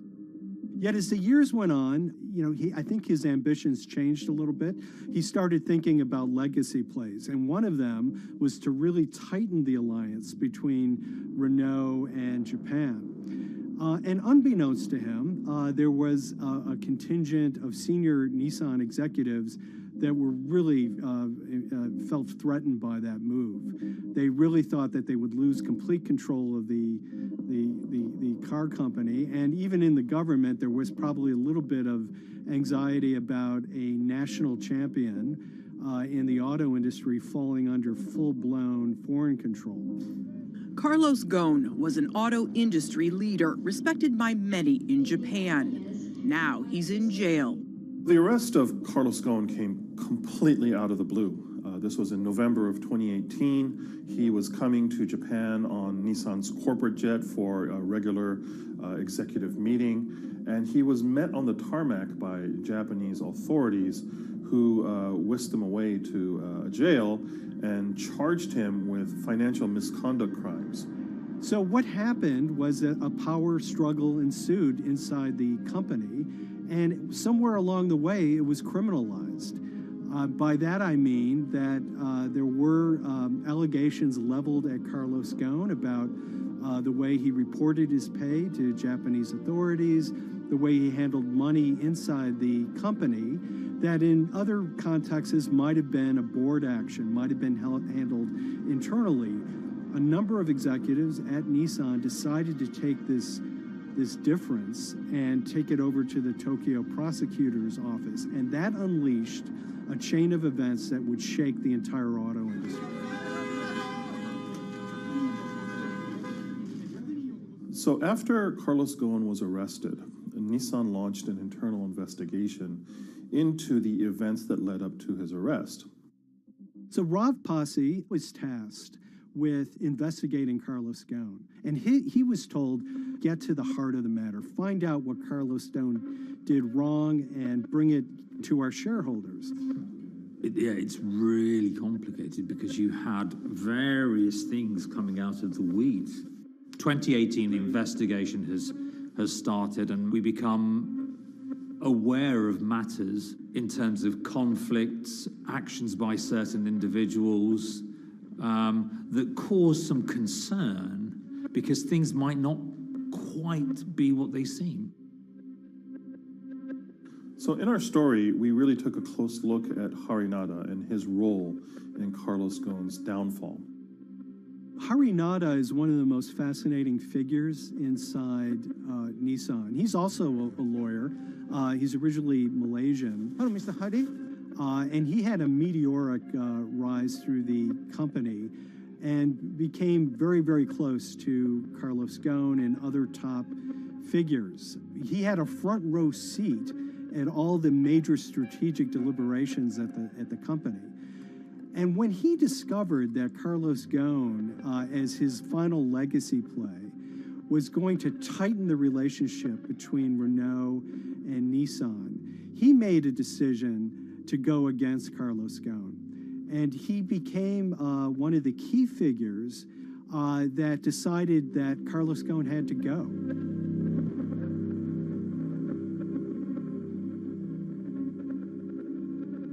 Harinada was somebody who actually recruited me into the company, so I have a long-standing relationship with him, or did have a long-standing relationship with him. For many, many years, he was a mentor.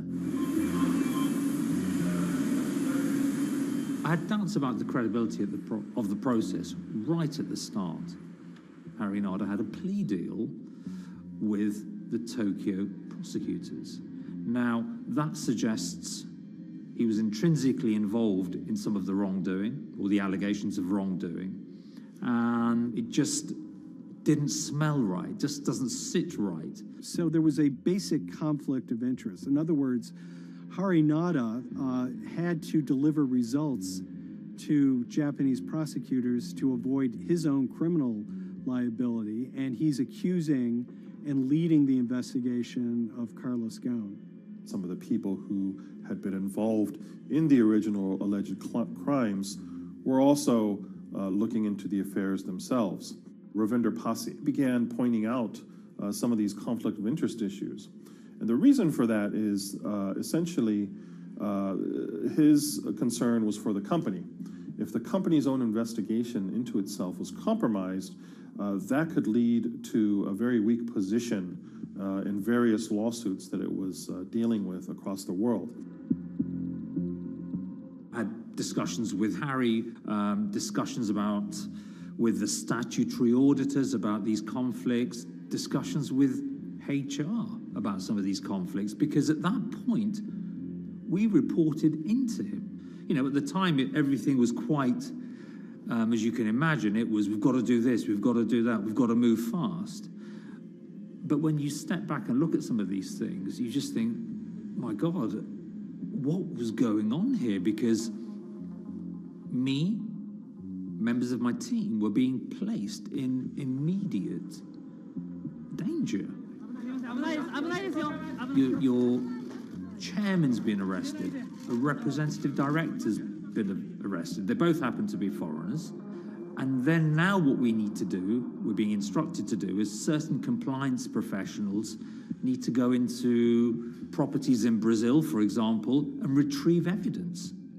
They've got to do it very carefully, because if they don't do it carefully, they're going to get convicted of criminal activities. And likewise, when a team of lawyers were commissioned to go to Lebanon, I mean, one of my immediate concerns was, why are lawyers from Nissan being sent to go to Lebanon to retrieve evidence? These are just lawyers, they're corporate lawyers from Nissan. You had revelations that a number of executives had benefited from share appreciation rights when they shouldn't have. I mean, you know, substantive amounts of money being taken by these guys when they weren't entitled to take them. And you do think, yes, how is this going to look later on? It's going to look quite concerning.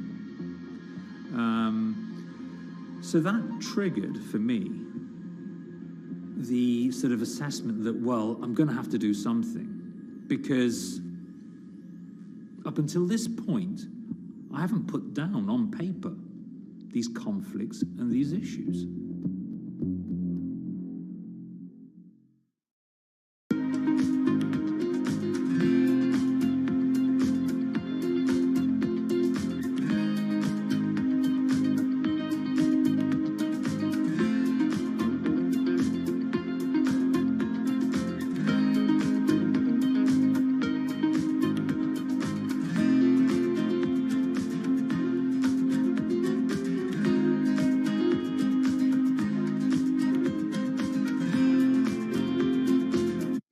So Rav Pasi makes a fateful move. He writes this letter to the board listing every suspicion he has in great detail, backed up by evidence, backed up by memos, of why this internal investigation had serious problems.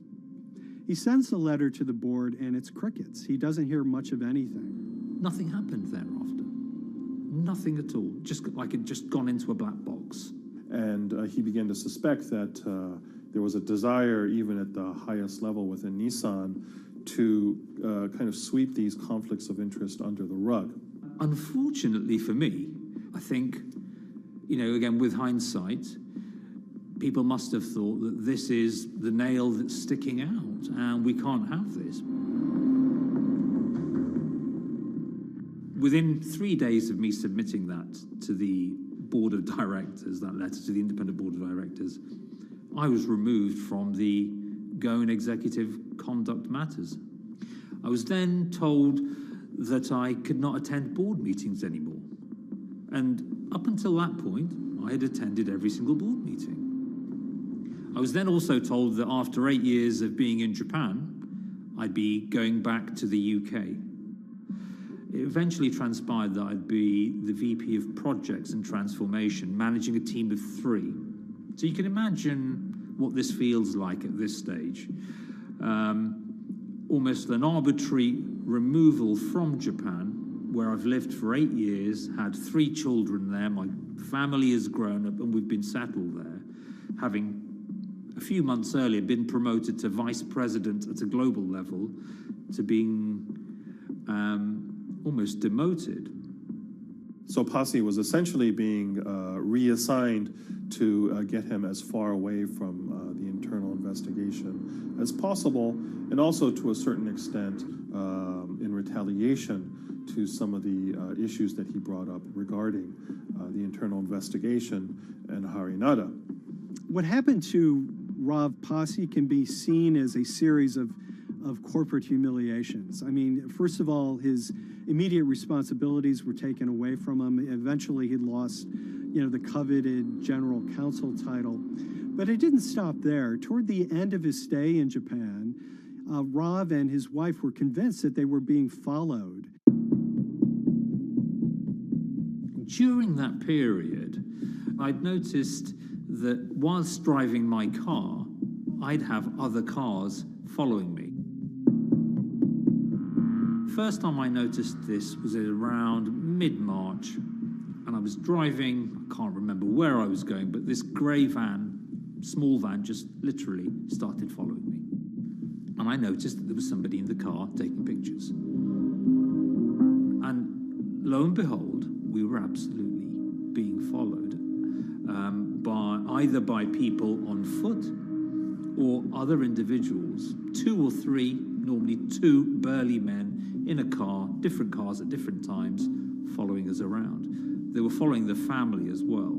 And, given I'd seen the Nissan security department behave in a very, very egregious manner with others in terms of following and surveilling, I was very concerned as to what they were doing and who they were giving this information to. Because if they're giving this information to the authorities, you do think, why? What's going on here? I mean, this is just not normal behavior. And this all culminated in a rather dramatic event in the middle of 2020. Who are you people? Where Nissan had hired a legal team and had obtained an unusual court order from the district court in Yokohama to basically do a search of his home and seizure of his corporate laptop and phone and other documents. If you don't let us in now, we have to break this key. So it's a pretty extreme way to treat someone who'd spent 16 years at the company. These people have all come in. We don't really know who they are, apart from the fact that I've been shown a badge that says the Yokohama court. And they're here to recover a laptop and a mobile phone. It was even more weird because I'd highlighted to the directors that certain Nissan executives were trying to recover this laptop and this phone whilst I was still in Japan. And I was very concerned because it had evidence on there that related to misconduct matters and other forms of inappropriate conduct. It was just another form of intimidation, another form of harassment, forcing me almost to leave the company and the country. Because once they'd retained and obtained these items, we were still followed, which, again, I just couldn't understand. What is the point of doing that? This isn't a car company. This is not the KGB.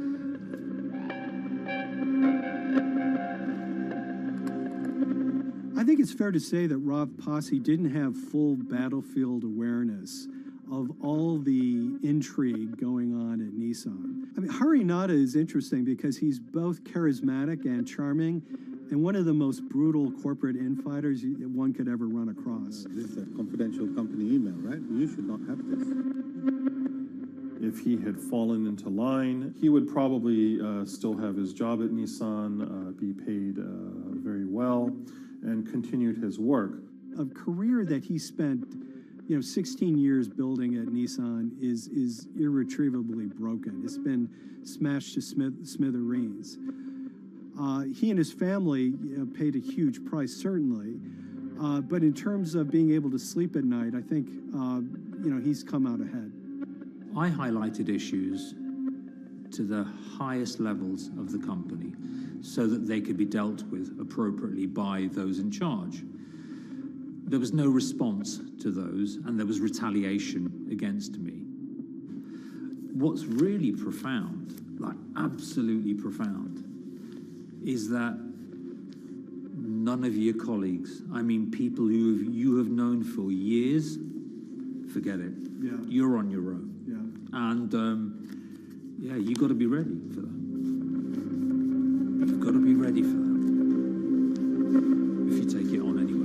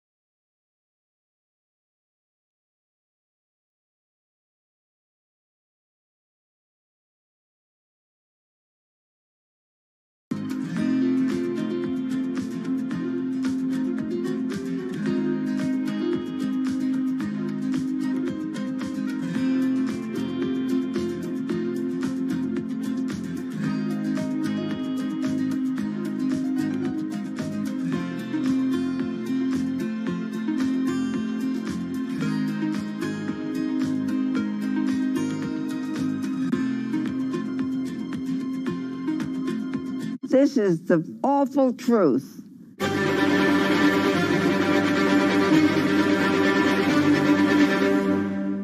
There's always someone in the family that's pushing it.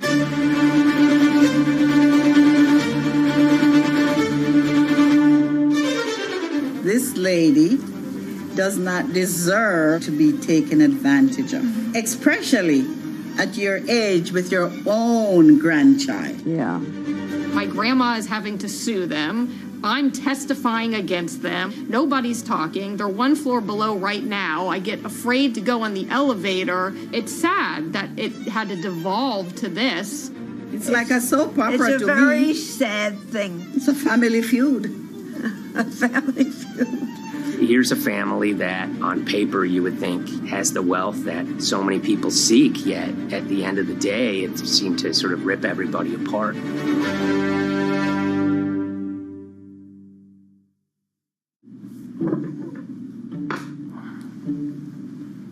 My name's Tom Schoenberg. I'm a senior reporter here at Bloomberg News, cover financial enforcement. I was approached by someone close to the Schottenstein family and asked whether or not I would be interested in writing about Beverly Schottenstein and this case that she had against J.P. Morgan. And it was immediately clear that there was a great story here to be told. So I started just, assembling all sorts of documents that the family made available to me. That included a diary that Beverly had begun writing when she started having suspicions about what was actually going on with her money. Beverly obtained her wealth from the Schottenstein kind of retail empire that has at times included Big Lots, Value City, American Eagle Outfitters, DSW Shoes. Beverly's husband died, and at which point they sold off their portion of the company, bringing them an enormous amount of wealth at around 1990. Estimates of her wealth were around $90 million. She, for many years, had that pool of money being managed by outside advisors. Her grandsons in the late 2000s had both graduated and were becoming financial advisors. She gave them a little bit to work with, and over time, her grandson, Evan, became the trustee of her entire estate. Managing sort of family money is not a conflict. In fact, some ways in wealth management, it's kind of how you get your start. It's kind of the seed that you need to sort of get going in the business. But Beverly started having suspicions that something was wrong probably in around 2016. Well, there were suspicious things, but taken separately without everyone talking about their own experiences, it was hard to really put it together. She had written a check to her caretaker, Dawn, that bounced. So she went down to her local Chase branch to sort of find out what was going on. She wasn't getting paper statements in the mail, so she asked them to print out a number of her statements having to do with her checking account and her credit card account. So we went to the bank and asked for the statements. And she got a whole year and going through all of them, page by page by page. And it was there she saw all sorts of charges that she said she didn't authorize or didn't know about. I was becoming very, very suspicious. I was starting to look in the money part, and that's what bothered me more when I saw that money was going. And I was not a big spender. Around the same time, Dawn, she starts noticing Beverly's son, who lived in the condominium below her, came up with Evan with a shredder and started grabbing papers in her office area, including some with J.P. Morgan letterhead, and just started sitting at the kitchen table just shredding documents over and over. Yeah, they came in one morning. They used to do it in the back. Through the back door, and they brought the shredder inside. And then they went in the drawers in the office and took out all the papers, and they started doing it. I was very suspicious because I know you don't go around and destroying papers. Beverly said that they had done this many times before. That's when she said to me, Dawn, I'm going to write my feelings in this black book.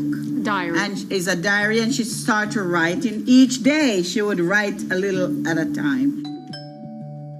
Around the holidays of 2018, a package had arrived, a FedEx package, and in it were materials about a venture capital fund based out of the Cayman Islands. Dawn and some other family members take a look at this, and they see that Beverly is signed up for this fund to the tune of $5 million over the course of several years. And that was really the beginning of it. That was sort of the tip of the iceberg when it became obvious that something was going on, that my grandmother really wasn't aware of this fund. You know, Beverly started to panic. She got really upset and called, J.P. Morgan's headquarters in New York and asked for Jamie Dimon. She says she was told someone would call her back, but she says that never happened. She wrote a letter to Evan and Avi, and in there she laid out a number of things that were concerning her: unauthorized trading, the checking account. She had about $1 million worth of jewelry in a safe deposit box, and that her son Bobby had the key to that box, and that jewelry had gone missing. All this was kind of packaged in this, 5-page handwritten amendment to a will and trust. There's such an evolving narrative about why the jewelry was taken. The only truth we really know is that the jewelry is gone. But why it happened, there have been a lot of different stories. You just don't take your mother's wonderful things and hand it out. And they emailed that note to J.P. Morgan to seize all activity on her account. And it ended up setting off a firestorm after that. As soon as they got this email that there was a cease and desist and that she wanted to send her money and change brokerage firms, they were actually vacationing one floor below downstairs. They're there right now. The next day, Beverly's in her place. The granddaughter's still in her place visiting. Dawn is there, and up comes Bobby kind of barging through the door. And he's screaming about what was sent to the J.P. Morgan. They're now investigating them. And he's furious, takes his mother and sort of puts her into a chair, gets pen and paper, and she says physically forced her to write a retraction letter. They were pushing me around. It was a scary time. I was really afraid, too. I had to take her to the doctor, and she did an x-ray because she was in so much pain. The locks had to be changed. The phone number had to be changed. I really thought we were going to have to hire guards to be outside just for protection. Oh, it was terrible. Horrible scene. Beverly brought her case before the Financial Industry Regulatory Authorities, usually known as FINRA. It took several months of hearings. She sees all sorts of transactions that's going on, hundreds of them that she claims that she never knew about, never authorized, but yet were logged in J.P. Morgan's files as having been direct requests from her. That included the sale of a large amount of Apple stock worth several $1 million, as well as all her stock in Big Lots. Over the course of their time with J.P. Morgan, Evan and Avi were making all sorts of trading on her account that was generating millions of dollars in commissions for themselves and the bank, yet she was not sort of getting any of the type of gains that you would expect sort of an $80 million account in a bullish market to be able to get. They issued a ruling entirely in her favor, finding that her grandsons, as well as J.P. Morgan, they were liable for violating their fiduciary duty, misrepresenting themselves, and they also found that the bank and her grandson, Evan, were liable for elder abuse. Evan and Avi, they were fired from J.P. Morgan. They issued an award of about $19 million. I reached out for comment, and J.P. Morgan emphasized that Evan and Avi were no longer with the firm and that their actions do not represent the sort of values of the bank. I reached out to Evan and Avi, heard back from their lawyer saying that, they disagree with the law and the facts that FINRA kind of used to decide the case against them and are seeing if they can have it withdrawn. Her son, Bobby, wrote her a letter, said his sons weren't criminals, and he also admits to taking her jewelry. And he says he needed it to pay off some bad business debts he had. They never once came up to say, I'm sorry. If there had been an apology and some acceptance, and asking for forgiveness from my grandmother, I don't think we'd be in the position that we are now. Since the piece came out, we've received dozens of messages from people, many of whom are telling their own sort of personal tales of, kind of financial advisors gone bad, or family members who got control of an estate and abused, those within. Seems that it's really resonated with a lot of people. I keep, hearing a lot of feedback about Beverly and how, a lot of people feel she did the right thing. You're never too old to stand up for yourself and try to right an injustice. She was adamant that she wanted to stand up for herself, but at the end of the day, they did wrong. It's a painful life lesson. Beverly taught them that you don't mess with grandma.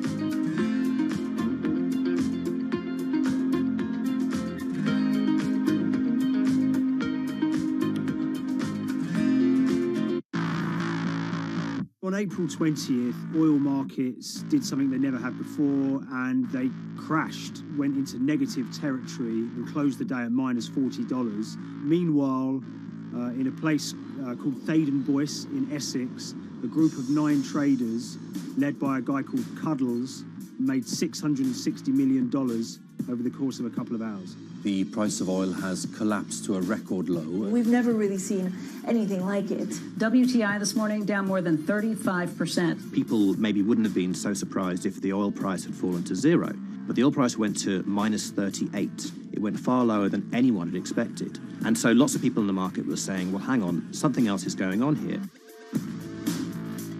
A couple of months later, I started to get wind through a kind of network of sources that a tiny firm in the outskirts of London had made a huge amount of money that day and potentially had some part to play in what happened. The information we got was that 9 traders at Vega Capital London had made in the region of $660 million in one day. As a group, I think they made as much money in one day as Apple makes from its international sales in one day. I mean, it's an insane sum of money. Did they pull off a fantastic trade? Did they predict the way the market was moving and get it absolutely right? Or was there something else going on, and had they actually done something that breached market rules in a bid to sort of push the market? And that investigation is ongoing.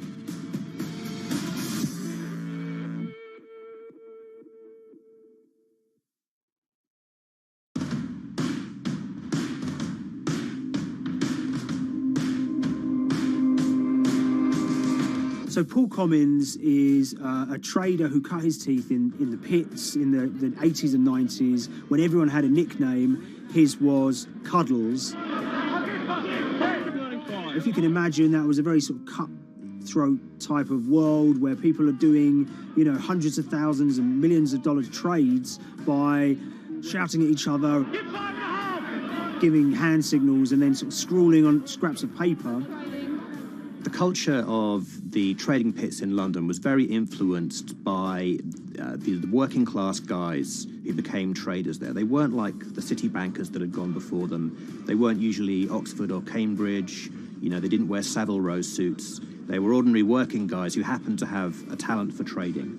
And a lot of them came from Essex. I think it was 400 traders in the pits, and Cuddles in his oil and gas pit was described to us as amongst the top 3 amongst that, was very successful and made very large amounts of money as a young man. But inevitably mechanization and the arrival of electronic markets was the kind of death knell for the pits, and in 2005 the IPE closed down. And when the pits shut down, a lot of the traders who worked there lost their jobs or quit or went to work for financial institutions.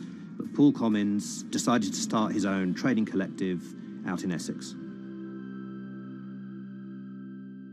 Some of them are ex-pit guys, cut from the same cloth as him. Lots of them are actually sort of in their 20s, and they're his, drinking buddy's son, or they're his own kids' friends from football. They're young lads, hungry and ambitious, and he brings them into the fold. And fairly shortly, he's got, maybe a dozen or so traders that they're independent, let's be clear, but they're all part of this collective.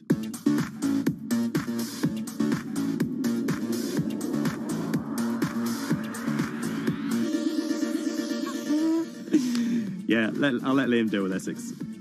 I am from Essex, so I feel like I'm free to, to get into this. Sweet, as they say. If you were to ask someone in Britain how they would imagine a kind of Essex person, they would see someone who's maybe slightly flamboyant, with a sort of Cockney accent, a sort of Guy Ritchie-style accent.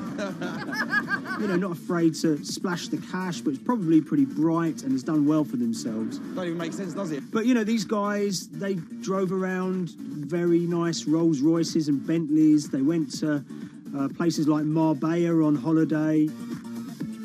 Thaden Boyce is a very wealthy place. You have to have considerable income to be able to afford to live in that village. It's a really nice place to live, and it's 20 minutes tube ride away from the city. Earlier in the summer, we have this lead, which is that there's this tiny firm called Vega Capital London, and they were the biggest winners from the biggest oil crash in history.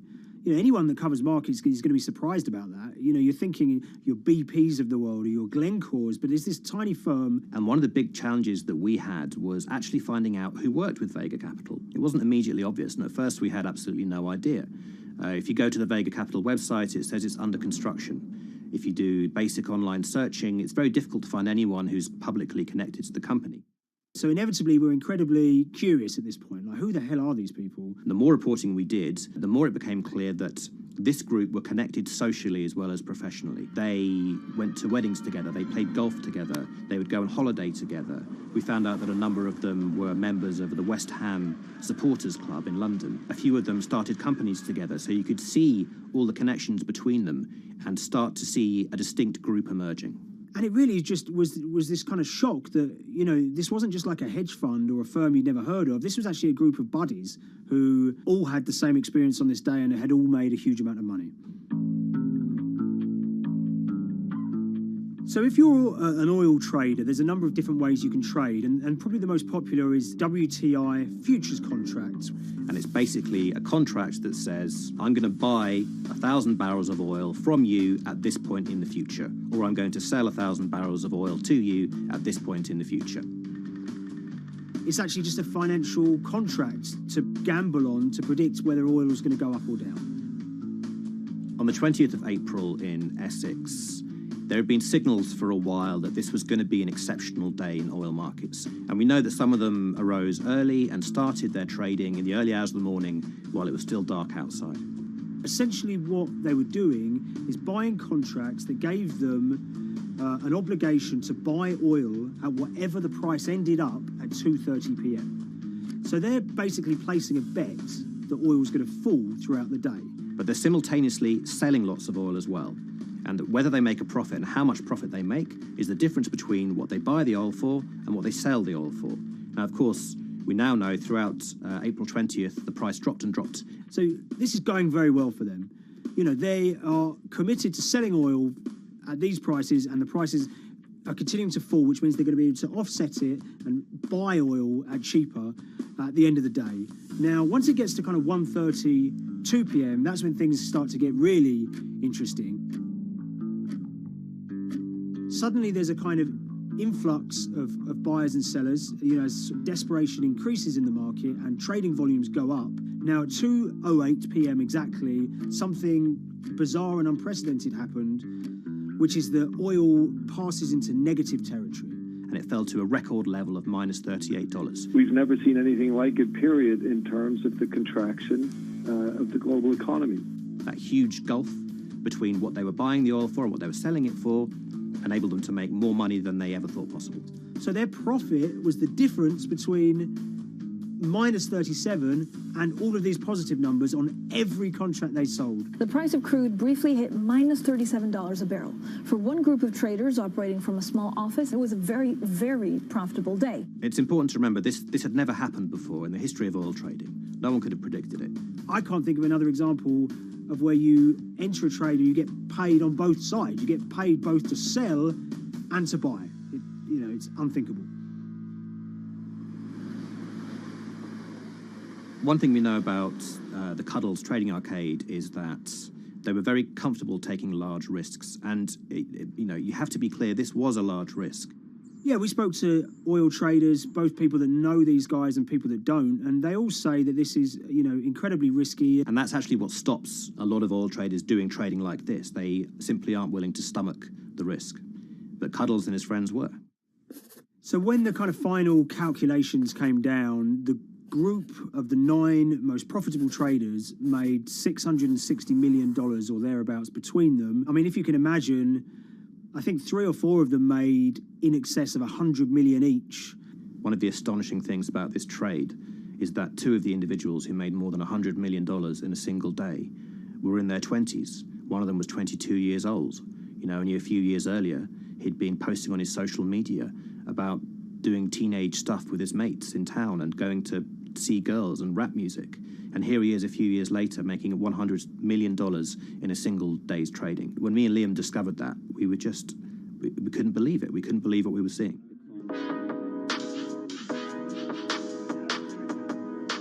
Oil trading is a zero-sum game. Anytime you're making money as an oil trader, someone else is losing it. Amongst the biggest losers were the investors in this Chinese fund, Crude Oil Treasure Fund.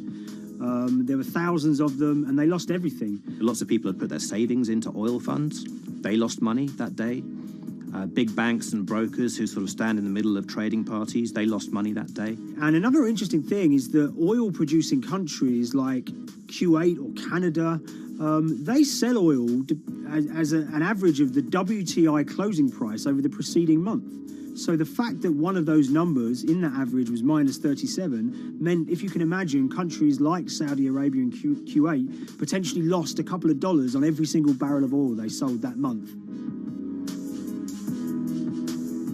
Vega Capital's traders made such an extraordinary sum of money that it was inevitable there would be some scrutiny of what they did. But it wasn't just the sums of money they made. In the vital half an hour before the settlement price was set, they were by far the biggest sellers of oil futures in the market, which is an incredible thing to think about when you consider that the other participants in that oil market are going to be the world's biggest banks, oil majors, BP and Shell, and here you have a group of 9 guys in Essex who are having this significant influence over a global market for oil. I mean, I think you have to assume that if these guys had made $7 million or $10 million, they probably would be celebrating in Essex right now. But the fact that they made closer to $700 million has meant that they are facing understandable scrutiny. We wrote individually to all the Vega traders who did exceptionally well that day, and we got a letter in response from a law firm representing the group. The law firm was at pains to point out, number one, that they haven't been accused of any wrongdoing, that they all traded independently and separately, and they'd basically all made up their own minds that this was what was going to happen in oil markets based on publicly available knowledge, and decided to execute this trade. What I love about these stories is there's a real variance of opinion, and some people will look at what happened and think that must be dodgy. They all traded at the end of the day. They all made a huge amount of money while all these people lost.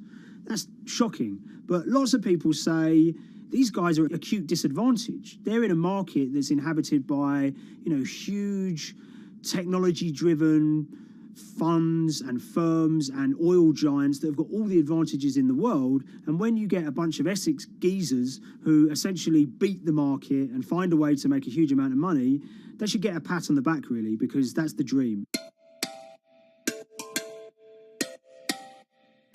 Since this happened, a lot of the guys have stopped trading the monthly settlements that they'd done so well at in the past. Several of them have set up new companies. They've essentially gone very quiet. Any kind of social media presence they had has kind of closed down. By all accounts, they're, waiting this out. It's certainly too early to try and predict how the regulatory investigations are going to pan out. We just don't know. There's a number of potential outcomes for these guys. Potential punishments if there are any findings of manipulation against Vega or anyone affiliated with it might be you could be fined, you could be banned from trading, and in the most extreme cases there have even been criminal prosecutions in the past of people who have been found to have been manipulating the settlement and misconduct related to trade at settlement. There are other outcomes too. One obvious one is going to be that they're able to walk away from this life-changing trade with all the money that they made and celebrated as heroes in the trading community. That they'll go down as legends.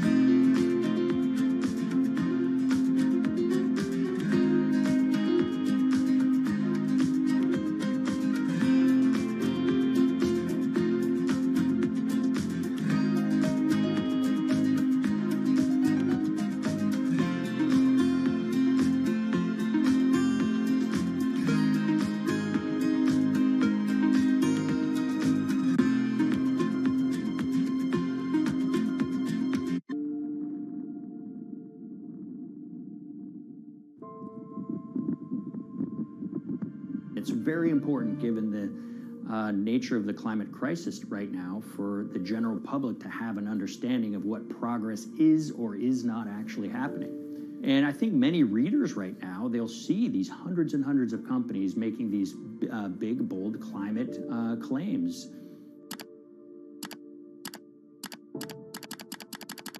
And they would be forgiven to think that we're well on our way to meeting the emission reduction trajectory we need to be on. And the reality of the matter is we're just not on that trajectory. And a key reason for this sort of disconnect is the use of offsets that aren't doing what they claim to be doing. We have a massive potential for sort of willful blindness. We can convince ourselves of things regardless of what the facts are. And so that's what tends to happen in these cases. It's not that anybody is setting out to commit climate fraud. They sort of walk themselves into a situation and they convince themselves of one thing, and that allows them to convince themselves of another thing.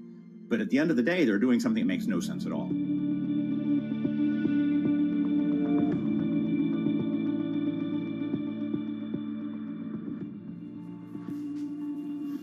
My name is Ben Elgin. I wrote the story about how the billion-dollar market for carbon offsets is setting back the fight against climate change. So one of the challenges in reporting on carbon offsets and trying to figure out what's going on is really finding good experts who have been steeped in this marketplace and are willing to candidly talk about it. One of the best people for this is a fellow named Mark Trexler, and I've been talking to him for more than a decade. My name is Mark Trexler. I've worked in climate change for the last 30 years. I was actually hired by the World Resources Institute in Washington to work on the first carbon offset project in 1988. In terms of defining a carbon offset, one of the beauties, so to speak, of greenhouse gases, sort of the silver lining of greenhouse gases, when you put up a molecule of CO2 into the atmosphere, it can be anywhere in the planet in 7 days. And therefore, if there's an option to reduce emissions on the other side of the planet, and you can do that very cheaply as compared to doing it in your factory, for example, then why not pay that person, that factory on the other side of the planet to reduce their emissions? Then you are, in a sense, offsetting your emissions, and the atmosphere doesn't really see your emissions anymore. So carbon offsets have been around for quite some time, and they were actually key with these international climate agreements, such as the Kyoto Protocol, which mandated the wealthiest countries reduce their greenhouse gas emissions. The treaty was signed on the 11th of December, 1997. Decided. The business community in general saw carbon offsets as a huge opportunity to comply with whatever policies and measures might be coming down the pike on climate change much more cost effectively. We've seen a huge surge in companies making big proclamations about how they're going carbon neutral or zeroing out all of their carbon emissions. We're going to reduce our carbon footprint to net zero. Unilever is committing to net zero emissions. We can achieve a net zero emissions world. We began looking at these corporate claims of dramatically reduced emissions, and we noticed so many of these companies were using carbon offsets to achieve these aims. And as we began to look at the carbon offset projects themselves, what we found is that the environmental benefits claimed by these companies are not actually what they seem to be.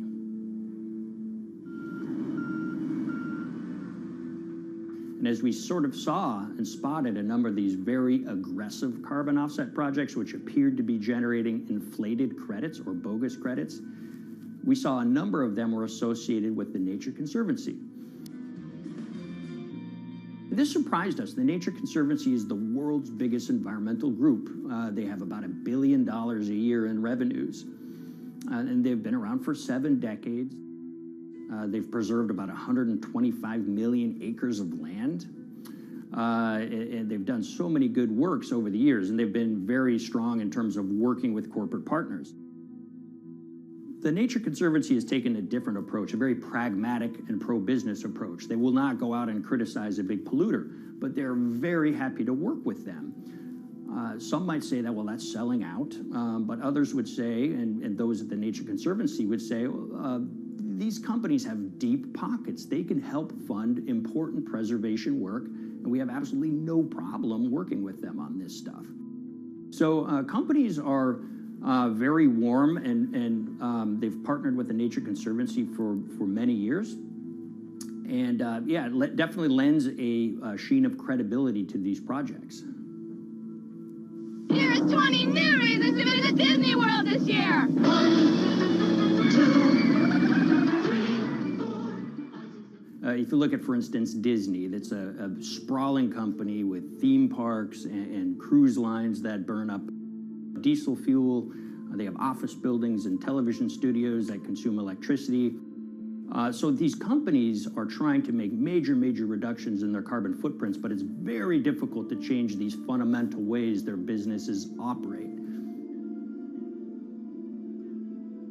So Disney has been a big buyer of carbon offsets that are orchestrated by the Nature Conservancy. One of the projects that they buy from is called Pennsylvania Ridges. And that's a plot of land. Most of the land is actually about a 3-hour drive outside of Philadelphia. Interestingly, this land, 3,000 of these acres, was actually acquired by the Nature Conservancy in the late 1990s. This land was imminently threatened. There was a pending logging contract on this land. So they do what they've done so well for all of these years, which is they go out, they raise money from local philanthropists, and they go buy this land to protect it from developers and loggers. And at the time, according to an archived version of the Nature Conservancy's website, when they were proudly announcing this deal, they said, these threats have been abated because of this acquisition by the Nature Conservancy. So it's really interesting now, fast forward 2 decades to earlier this year when they put forward this carbon project. And if you look through it, this land is a key part of that carbon project. And what they're now saying is this land is now, once again, imminently threatened. 72% of the trees are going to be cut within 5 years. Now, this is just astounding because this land is owned by the Nature Conservancy. They do not clear-cut land that they've bought through philanthropic donations. So this scenario that they've put forward to get carbon revenues is not really plausible. And what that means is when you have Disney coming in and buying these credits, when it eventually lowers its carbon footprint because of these credits, well, that won't be a credible or truthful claim by Disney.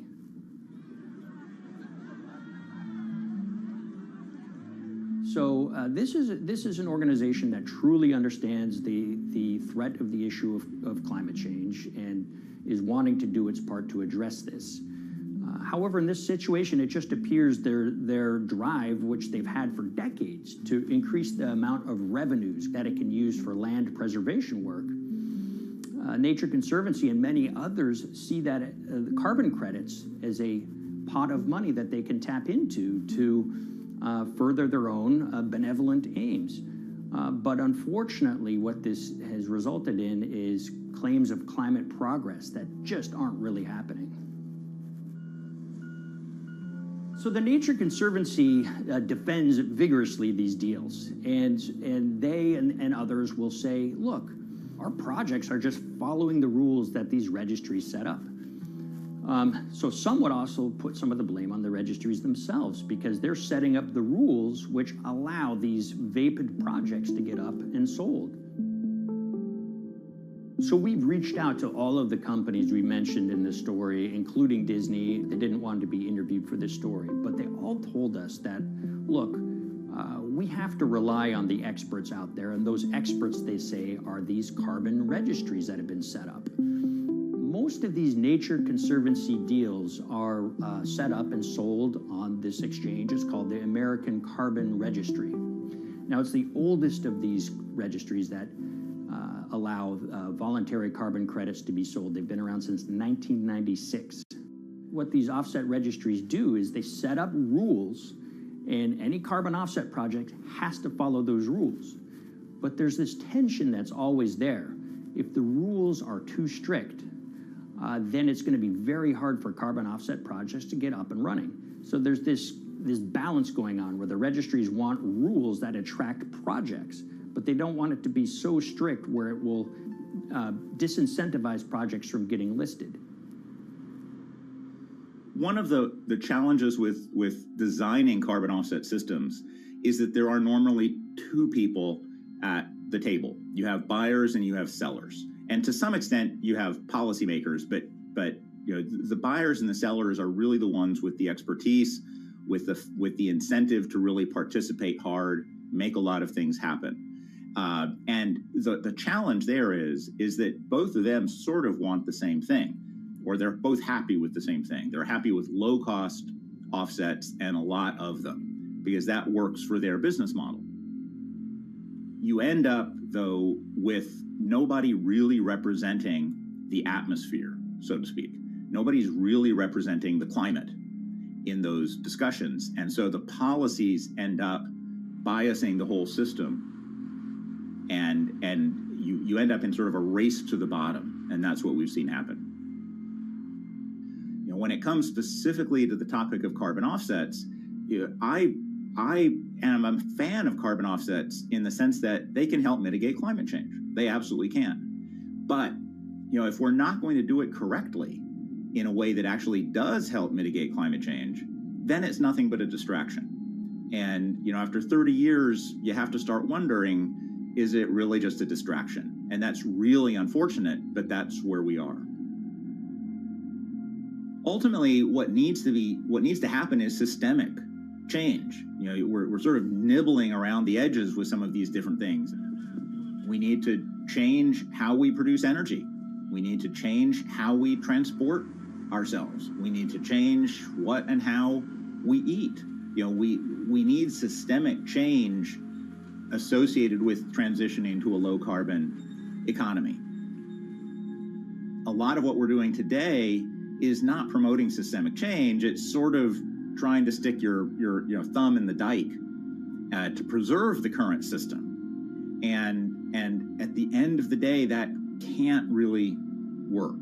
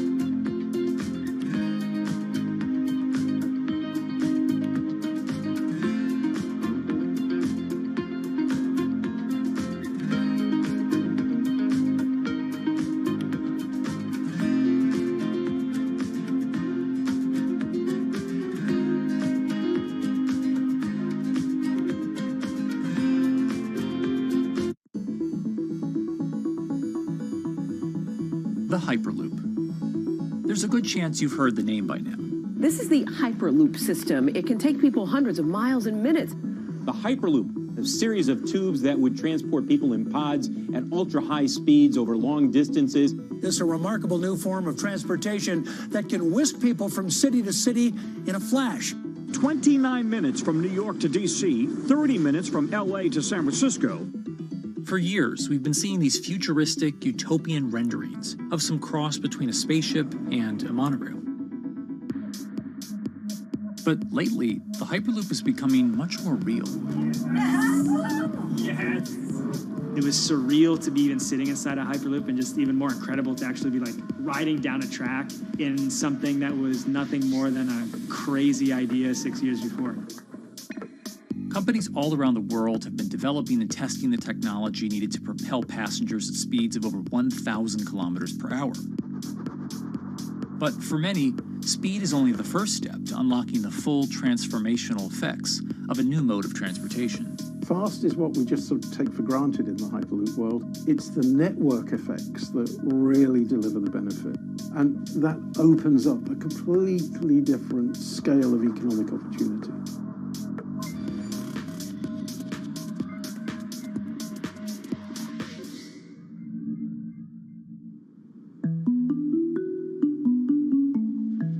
We've got planes, trains, automobiles, and boats for getting around Earth. But what if there was a fifth mode? And I have a name for it, which is called the Hyperloop. The Hyperloop? Hyperloop, yeah. In 2013, while riding high on the growing success of Tesla and SpaceX, entrepreneur Elon Musk released a white paper outlining the basic framework of the technology he called Hyperloop. The basic idea goes a little something like this. A tube reduces the air pressure to a near vacuum-like environment. A Hyperloop pod is then suspended in the tube, usually by magnetic levitation. The whole pod can then be propelled forward.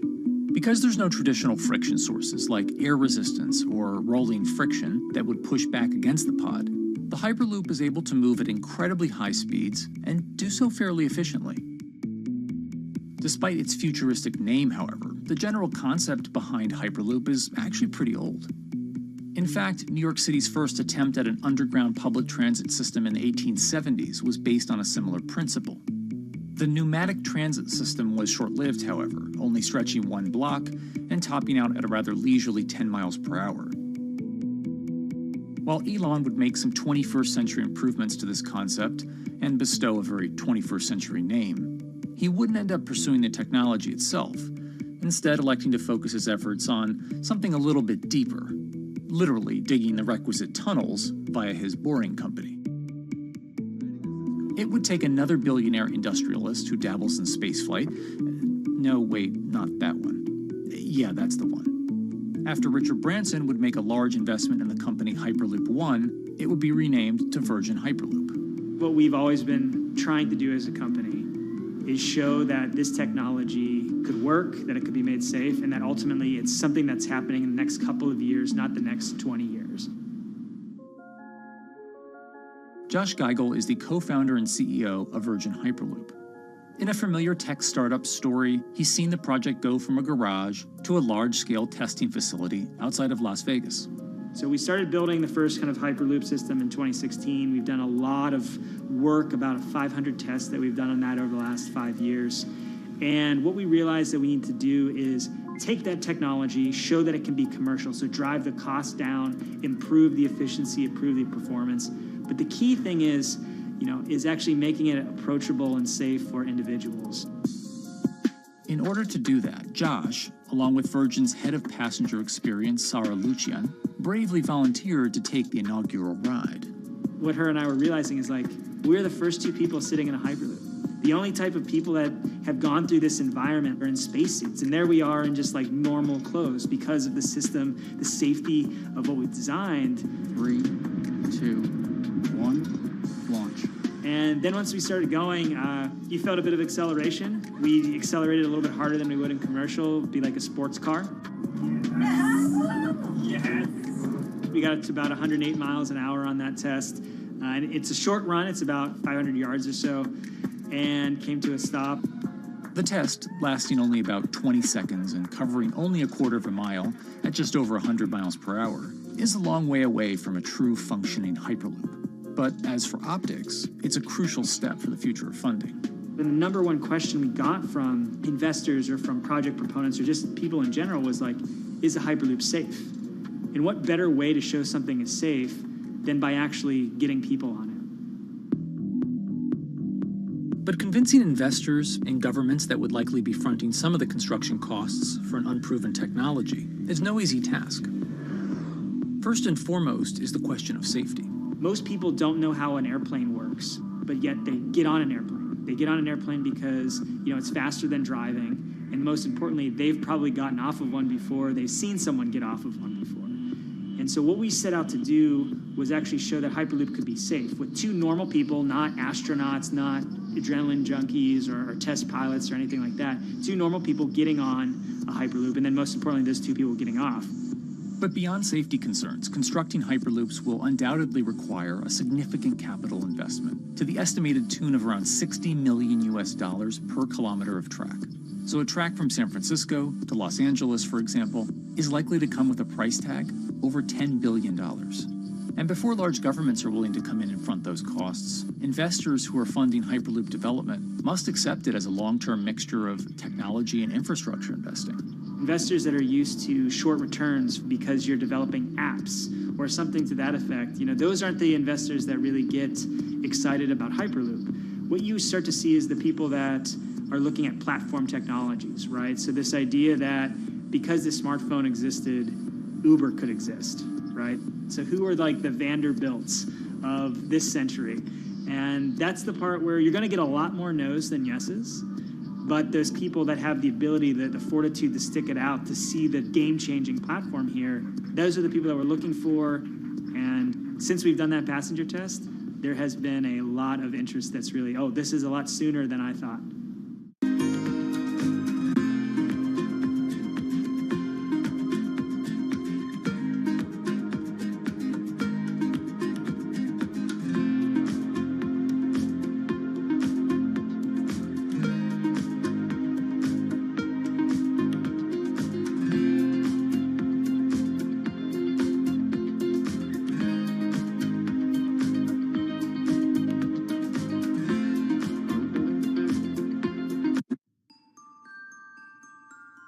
Envisioning the ripple effects of what Hyperloop could achieve, though, is fairly challenging at this stage of development. It's fast, yes, but for point-to-point travel, traditional maglev trains can move pretty fast as well. And outside of China, South Korea, and Japan, even those haven't seen much adoption elsewhere due to the high costs and questionable profitability. The Shanghai line in China, for example, loses around $100 million every year.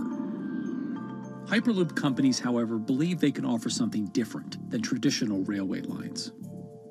My name's Alan James, and as far as I know, I'm the only guy on the planet who's written a government-level business case for 300 kmh conventional high-speed rail, 500 kmh maglev, and 1,000 kmh Hyperloop.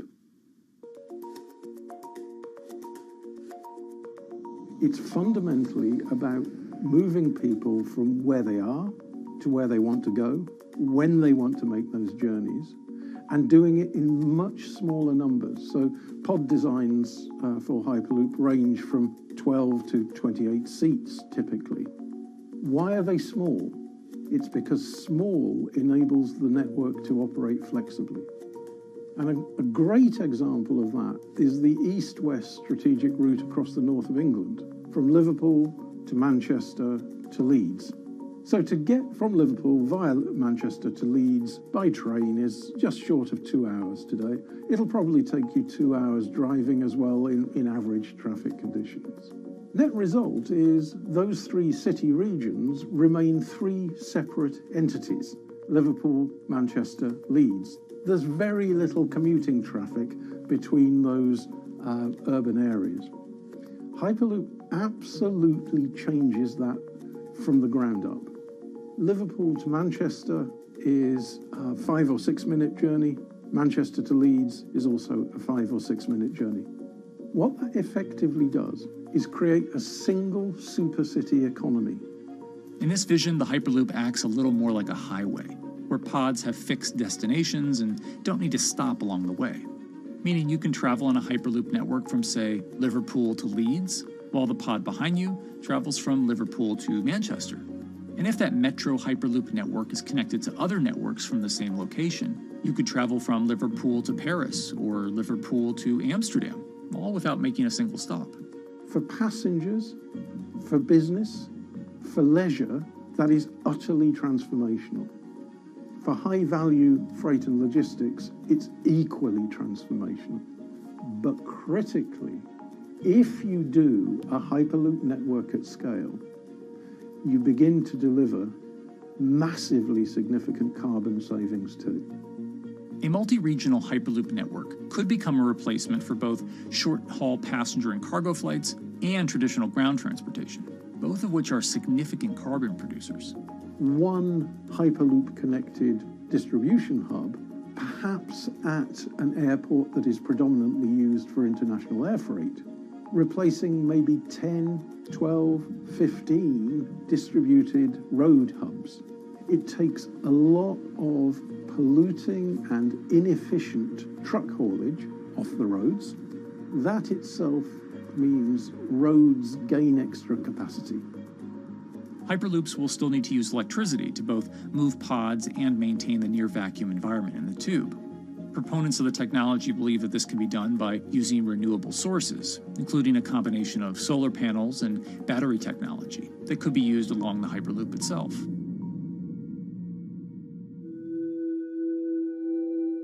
But even with all multipliers of time and carbon emission savings that a Hyperloop network may provide, the investment capital required to actually build such a network becomes even more economically and politically daunting.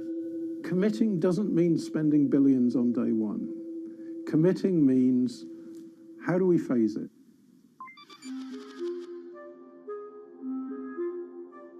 One company in the Netherlands is working to develop that technology, and perhaps more importantly, the international coalition needed to make the Hyperloop network a reality. So we are here in Europe's first full-scale Hyperloop test facility, where we can already prove every conceptual technology of the Hyperloop. This is Tim Houter, a co-founder and CEO of Hart Hyperloop, headquartered in the city of Delft. And while this testing tube might not seem as large as others, inside is a key technology to create the on- and off-ramp type infrastructure of a Hyperloop network. That is, a lane switch. That's something we can already test here. You can actually see it here, that a track is diverging from one track into two. That makes it possible to eventually split up the Hyperloop track in two sections. And in that sense, you can create a complete Hyperloop network that in the end will make it possible to travel, for example, over a whole continent. And take Europe, for example, with the same ease as you can now travel with a metro in a city. The nice thing about this magnetic levitation system that we've developed is that there's absolutely zero moving components in the track. So for example, if you have to do a lane switch, all you do is that the tube basically splits up, and statically the tracks also split up. And whenever the vehicle enters a switch, it either pulls itself to the right with its magnets, or it pulls itself to the left with its magnets.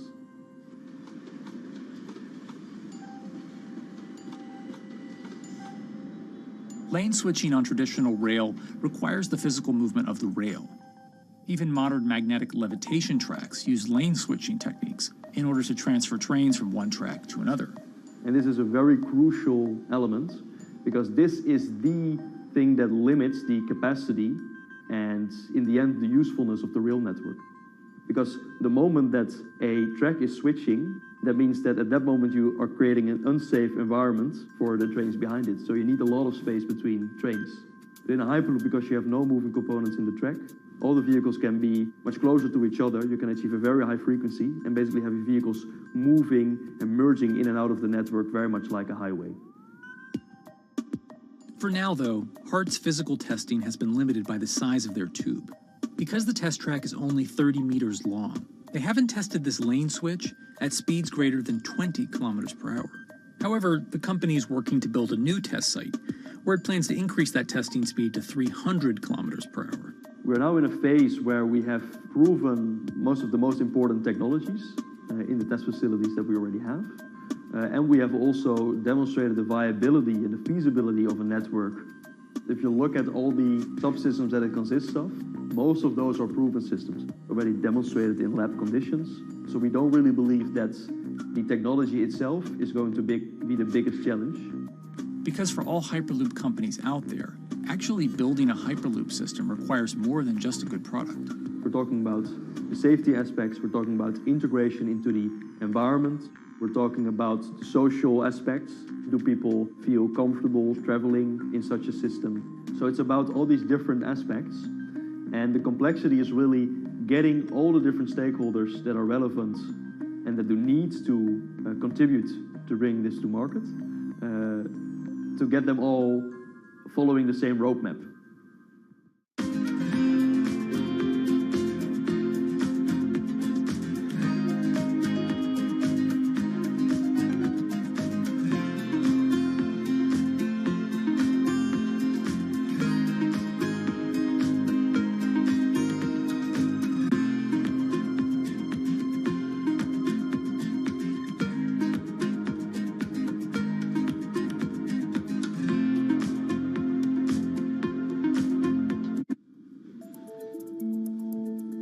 In order to help build this coalition of private and public interest in Hyperloop development, HART in 2018 partnered with other Hyperloop companies from Europe and Canada. The goal was to define, establish, and standardize the framework to regulate Hyperloop systems. Right now we are working with all the Hyperloop developers together in setting up the first, let's say, structure for starting the standards drafting. One of the most important goals for HART is interoperability, which is essentially making sure that different systems can communicate with each other. Interoperability is so important because what we want to achieve is actually have this seamless travel experience. So you don't want to end up, for example, going from Madrid to Paris and then switching because you need to use a different technology to get, for example, to Amsterdam. The idea being that as companies around Europe create the first commercial Hyperloop tracks between individual cities, one day those can all be connected to a larger network. Everyone that believes that Hyperloop is a future transport system also realizes that there is a need to have this network because that's where Hyperloop thrives. Hyperloop is such a huge project. It's definitely not something that you can do on your own or as a single company. So you need to do it with a lot of other companies. You need to have the governments. I think in that sense, the biggest challenge that we've encountered is to really get all the required parties together to take the steps in development and in commercial implementation. HART's next plan is to build the European Hyperloop Center, an open testing facility which will include a 2.6-kilometer test track. And the company hopes to test travel speeds there at up to 700 kilometers per hour. Virgin Hyperloop is also racing to construct the first commercial Hyperloop route, with projects in various states of development in India, Saudi Arabia, and the United States. Recently, the company announced plans to build a Hyperloop certification center in West Virginia, which will include a 6-mile-long test track. Proving the technology here will be crucial if Hyperloop networks can find a home among infrastructure investments that the Biden administration hopes to make. The idea that there's multiple Hyperloop companies, I think, is a redeeming aspect in the business. People really want to see something happen, so having multiple people move forward is good for that. I was struck when Josh and Sarah rode the pod. 2 or 3 of the major outlets used the phrase, "We now have a new mode of transport." And although all of that technology had existed before those 2 human beings rode it, it was the moment at which those 2 human beings traveled that short distance down the tube that in popular imagination, Hyperloop became a mode of transport. The metaphor I use with my team is that, the Wright brothers were first, but none of us fly on Wright Brothers Airlines anymore. If you don't continue to innovate, you're not going to be around, and so we'll continue to be at the forefront of building Hyperloop. Back in 2013, Elon had an idea. I think the difference now in 2021 is some brilliant engineers have spent real time grinding out the details. And I thoroughly expect the next 3 to 5 years to be decisive.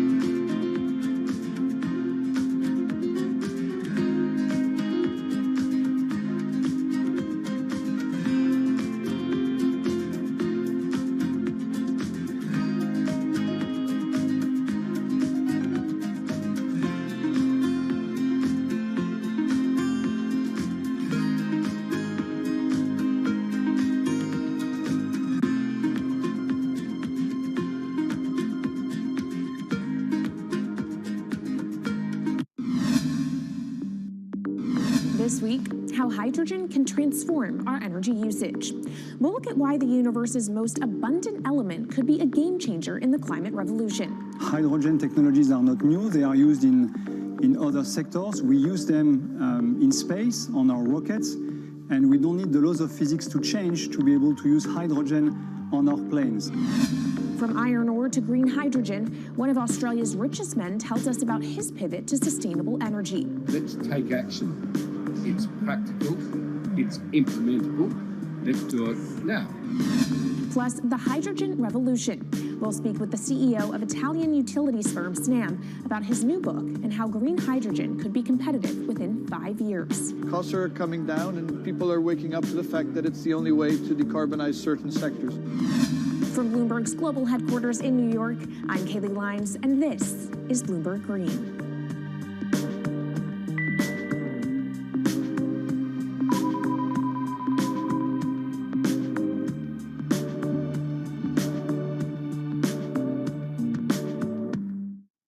It's a new year, so here at Bloomberg Green, we're highlighting new solutions in the fight against climate change. And one of those is as old as the universe itself, hydrogen. It's the simplest element around, but could well be a game changer when it comes to turning around our dependence on fossil fuels. Today, hydrogen is used in the chemicals industry to produce petroleum products. It's also starting to be used in steel production, an industry under a lot of pressure to decarbonize. But it has far more uses as well, from powering cars to heating our homes. And Bloomberg New Energy Finance sees a seismic shift in the sector in the next 10 years as green hydrogen squeezes out dirtier alternatives. So-called gray hydrogen dominates today. But as renewable electricity gets cheaper and more accessible, so will green hydrogen. In this week's edition of Bloomberg Green, we'll explore what this push into hydrogen means for tackling climate change. We'll hear from Australian billionaire Twiggy Forrest about his pivot from iron ore to hydrogen, and we'll also speak with the CEO of Italian utility company Snam about his book, The Hydrogen Revolution. But first, what are we using hydrogen for? And why does it actually matter? Christine Lee Edwards explains. Hydrogen, the most plentiful element in the universe. On Earth, we find it mostly bonded to oxygen in the form of water, or in other gases known as hydrocarbons. Hydrogen gas, H2, burns hot and clean, making it an attractive tool in the race to net zero. But isolating hydrogen from other elements is no easy task. Today, the cheapest way to do this is via chemical processes that break up natural gas. This releases a lot of carbon dioxide. Another method is to use electricity to split water molecules in a process called electrolysis. Although there is no carbon byproduct, a lot of electricity is needed. And if this power comes from burning coal or gas, it negates the zero emissions goals of using hydrogen to begin with. Hydrogen produced in this way, powered by fossil fuels, is called gray hydrogen. If carbon capture and storage is used together with fossil fuels, then it becomes blue hydrogen.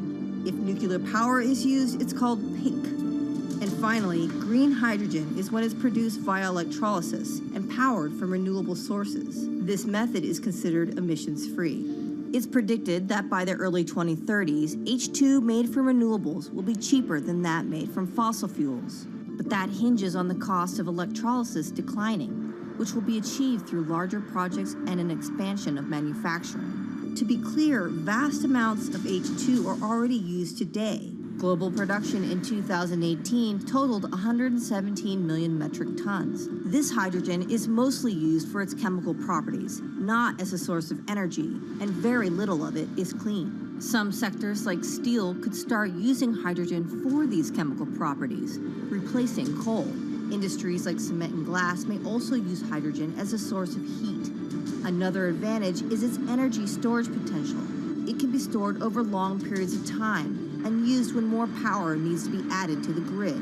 It also could hold an advantage over batteries in heavy transport and shipping. The promise of hydrogen for energy has been around since at least 1874, when Jules Verne wrote about it in his book, The Mysterious Island. But the future of hydrogen will depend on policy.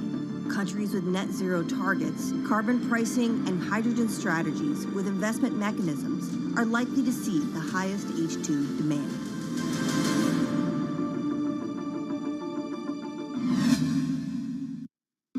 That was Bloomberg's Christine Lee Edwards explaining what hydrogen means for the energy transition.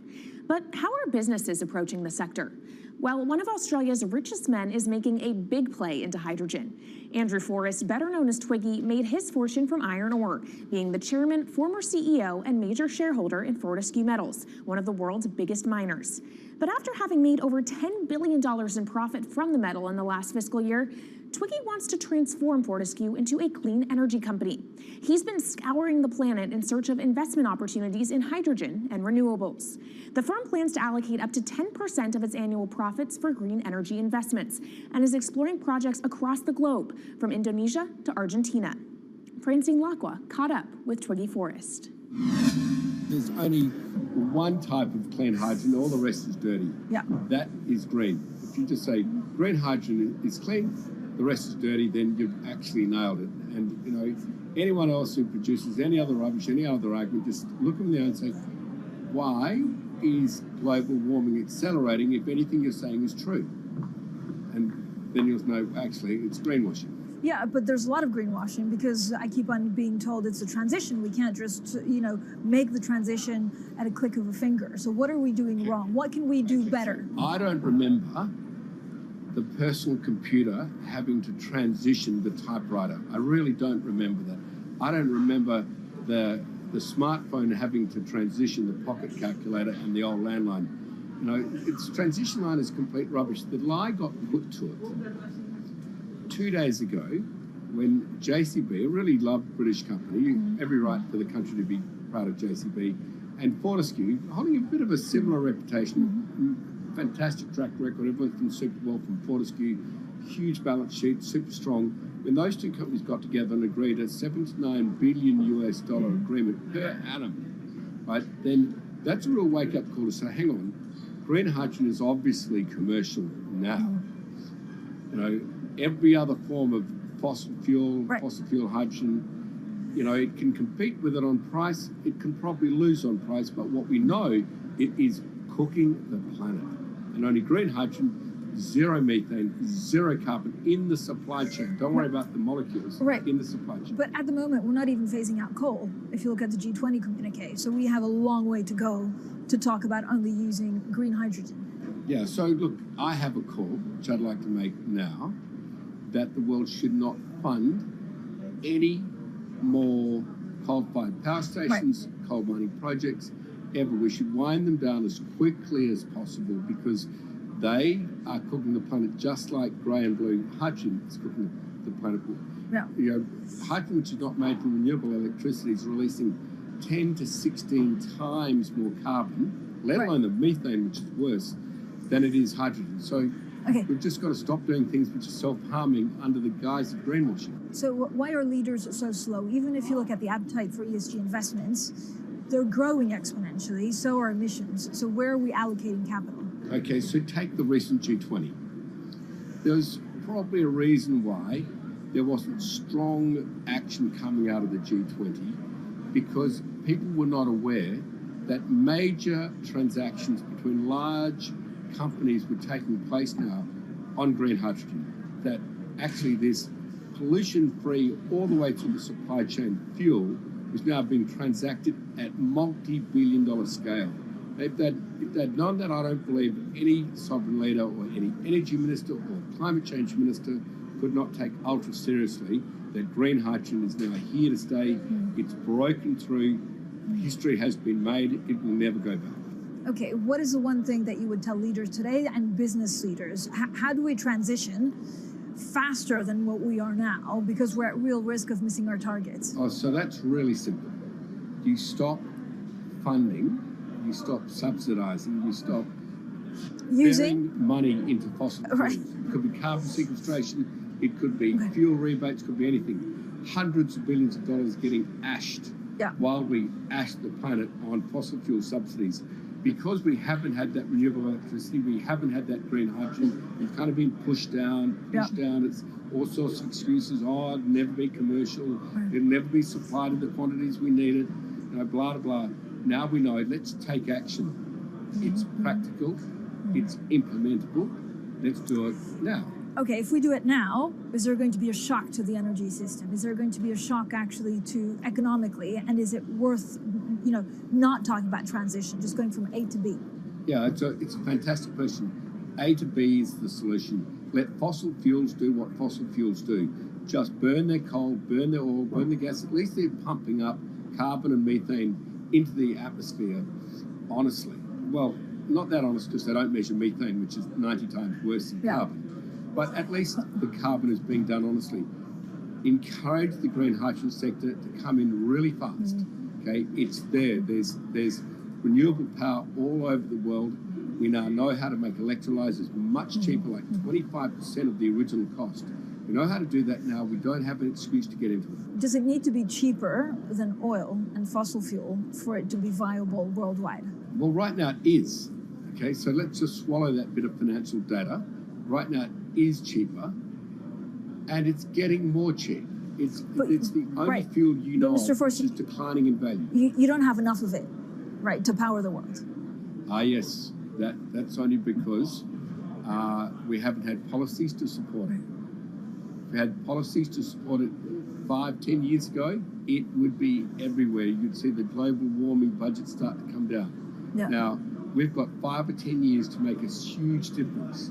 I need policy leaders all over the world to appreciate now, okay, big business is transacting with green hydrogen in multi-billion-dollar agreements. We now know it's here and it's here to stay. Let's spread it everywhere. Coming up on the program, the hydrogen revolution. We'll speak with the CEO of Italian utility firm Snam about his new book and why he thinks green hydrogen will be competitive in just 5 years. Plus, how are airlines working to become more sustainable? We'll look at how Airbus plans to step up in the climate fight. This is Bloomberg Green.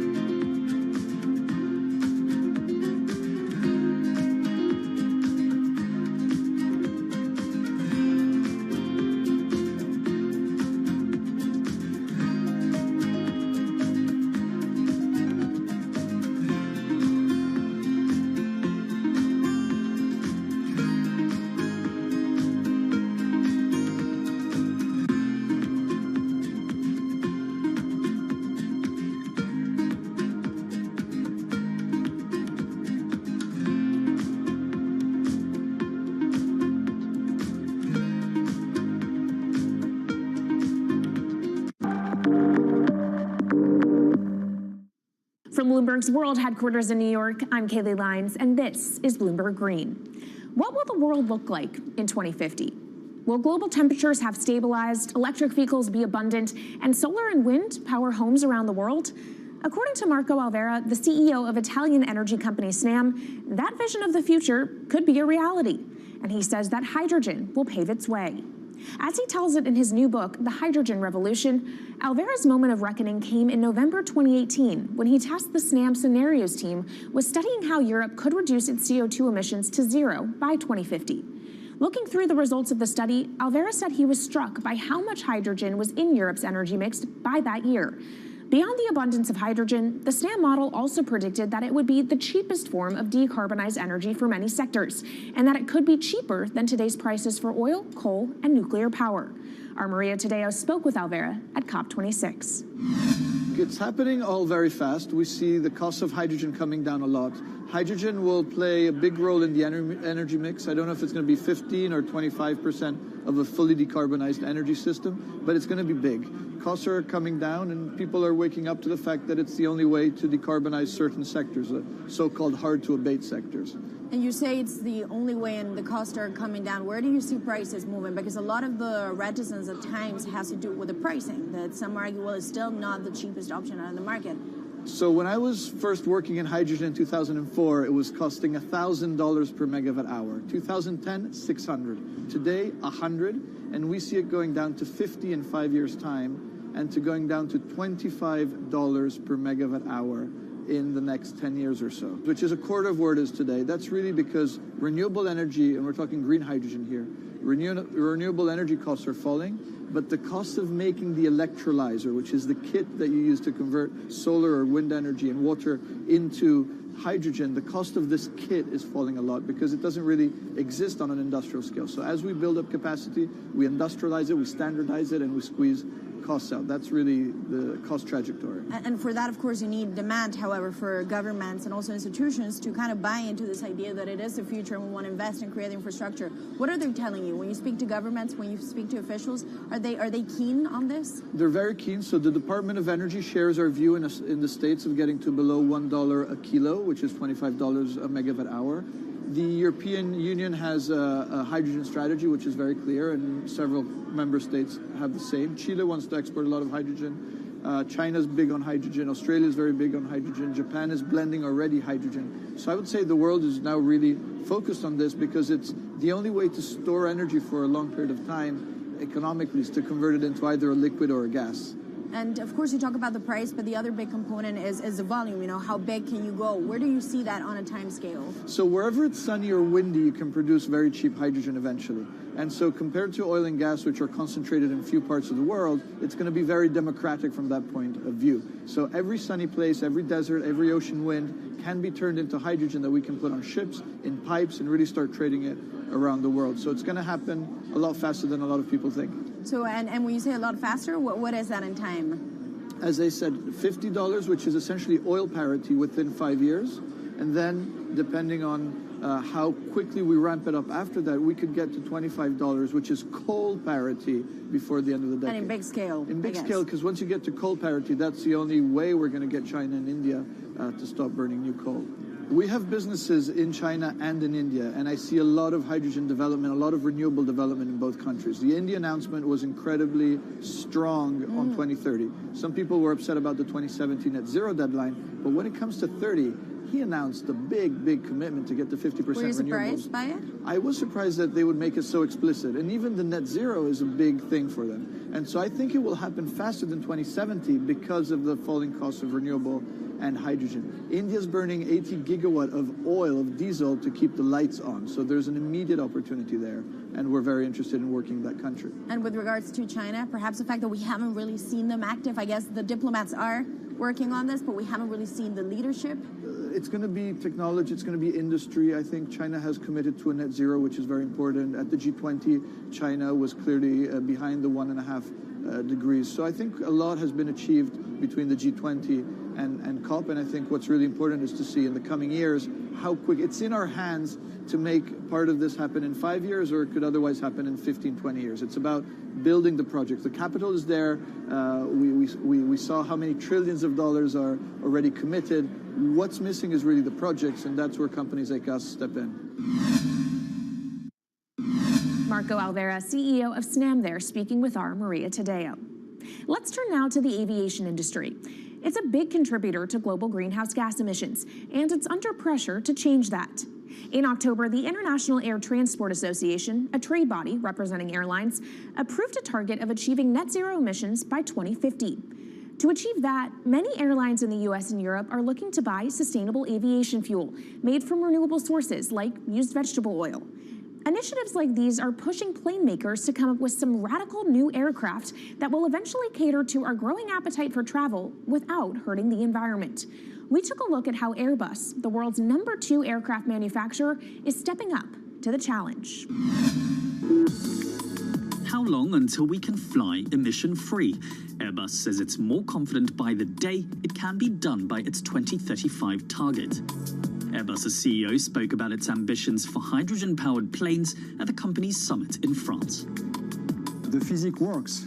Hydrogen technologies are not new. They are used in other sectors. We use them in space on our rockets, and we don't need the laws of physics to change to be able to use hydrogen on our planes. So every day we become more confident, but we think we need to have a plane, we need to have the right fuels, the hydrogen available in the right quantity at the right place at the right time, and we need the regulations to be ready. So we really need the work and the collaboration of many people around the globe to make it happen on time. But it could be a long wait until green passenger jets go mainstream. Larger aircraft with more than 150 seats are not expected to feature globally until about 2050. That means manufacturers and airlines today are under growing pressure to ramp up short-term innovations to cut their carbon. In the long term, meeting the ambitious plans for so-called green hydrogen means building a giant industry almost from scratch. To make that happen, British airline EasyJet is among those saying governments need to get involved and fast. Aviation's emissions over the last 3 decades leading up to the pandemic grew by about 80% to over 1 gigaton, and that's projected to double by 2050. According to Bloomberg NEF, about half of the airlines with the largest global market share have set net zero targets by that same date, nearly 3 decades away. Coming up, from blue sky projects to the bottom line. We'll speak with our Bloomberg NEF expert Meredith Annex and dig into their models about how hydrogen fits into the future energy mix. This is Bloomberg Green.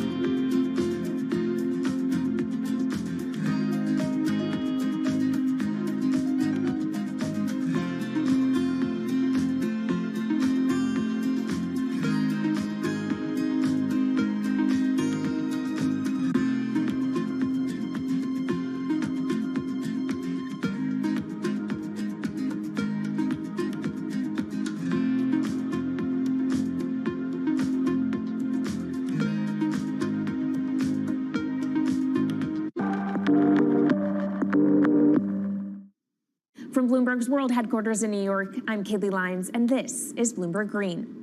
Now let's bring in Meredith Annex, our Bloomberg NEF hydrogen specialist, to talk more about how hydrogen could change the energy landscape. So Meredith, what place do you think hydrogen is likely to have in the future energy mix globally? Hydrogen's this incredible solution for us as we look to decarbonize because it's a perfect solution in areas that are hard to electrify. So where we like to think about hydrogen playing a role, it's in things like heavy industry, especially where you need a feedstock as well as energy source, and in things like dispatchable power, long-haul transport, maybe even shipping and aviation. That sounds great that it can be used for such diverse industries. At the end of the day, though, how much is this going to cost? Well, that's the amazing thing about hydrogen, because depending on how you make it, it can actually see significant cost declines in the future. So when we're talking about clean hydrogen, we usually mean green hydrogen produced from renewable electricity. And in that case, your hydrogen is almost as cheap as the renewables that are used to make it.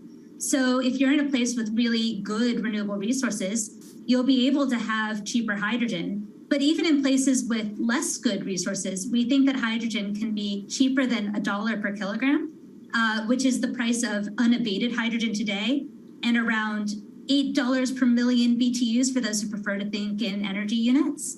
And that can be achieved anywhere in the world by 2050, we believe. All right, so let's talk about kind of the pros and cons list. I don't know where cost fits into that, but what are the advantages to hydrogen over other renewables, and then what are the drawbacks?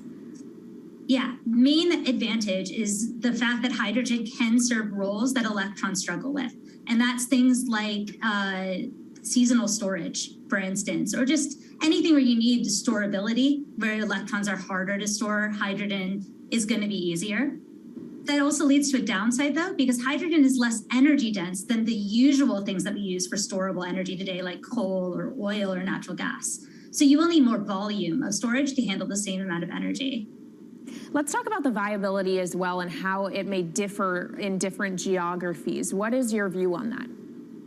Yeah, so for green hydrogen, again, from renewable electricity, really places with the best renewable resources, things like Latin America or the Middle East, even Southern Europe, have really, really good potential for producing hydrogen. And then when you're looking at blue hydrogen, which is produced from natural gas or coal with carbon capture and storage, we do see that becoming more expensive than green hydrogen in the future, especially as renewable electricity costs come down. But that can be a viable option in places like the US Gulf Coast or Russia, where you've got good geological storage for the carbon, as well as ample natural gas that's quite cheap. All right, great breakdown. Thank you so much to our Meredith Annex, our Bloomberg NEF hydrogen specialist. And of course, you can get more from the Bloomberg NEF team on the terminal and online. And they've recently done a podcast called Hydrogen 101 as part of its Switched On series. So from iron ore titans pivoting to cleaner energy to talk of a hydrogen revolution, that's it from this week's edition of Bloomberg Green. We'll be back next week with a deep dive into the state of electric vehicles. And you can keep the conversation going by following us on YouTube, Instagram, and Twitter @Climate. I'm Kaylee Lyons from Bloomberg's World Headquarters in New York, and this is Bloomberg Green.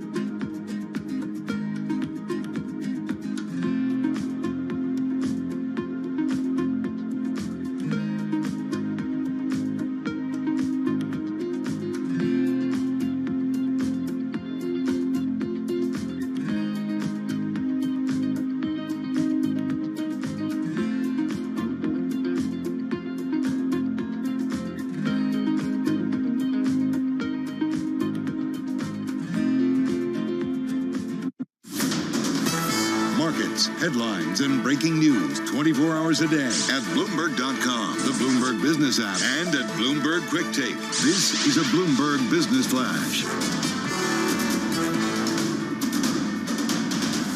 From Bloomberg World Headquarters, I'm Charlie Pellet. The Dow, the S&P, NASDAQ, all in the red. Stocks are lower after paltry economic numbers and a weaker outlook from Walmart underscored the impacts of inflation pressures on consumer spending, with recession fears running rampant as the Federal Reserve gets ready to deliver another big rate hike.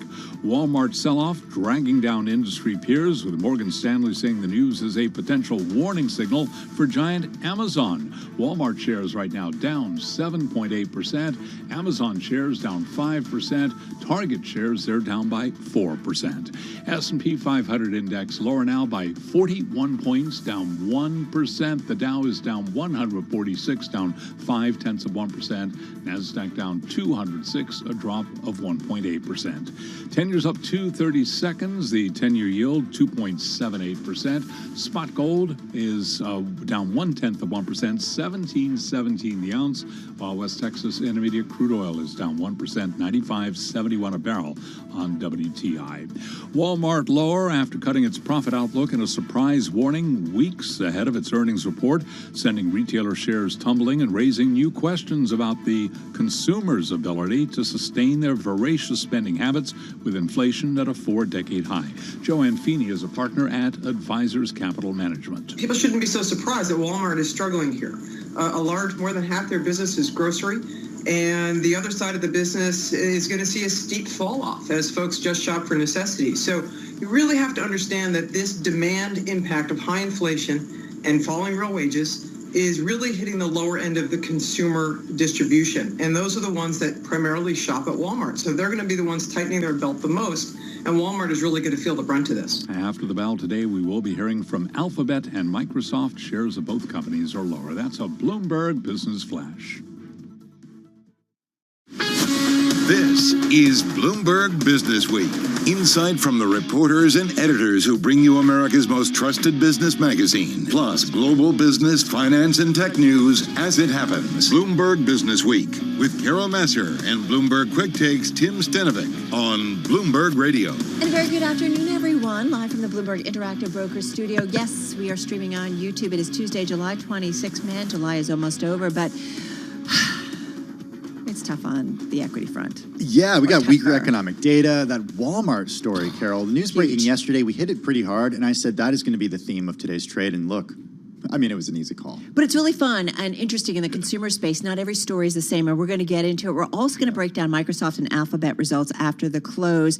We mentioned Walmart's forecast warning. I said a lot of names in the consumer space out there reporting: McDonald's, Unilever, Coca-Cola, some of them doing better than others. We're going to get a consumer and retail roundup for you in just a moment. And let's not forget about crypto. Coinbase Global's tanking yet again, now the subject of an SEC probe. We're going to get to the shift of the company's business that really got it to this point. Yeah, it's unbelievable. Guess what? Your free checking account, not so free. We've also got the CEO of EcoBat talking about battery recycling. And former President Donald Trump is back in Washington, D.C. for the first time since he left the White House. We are monitoring his planned comments this afternoon. All right, let's get to the market drivers report.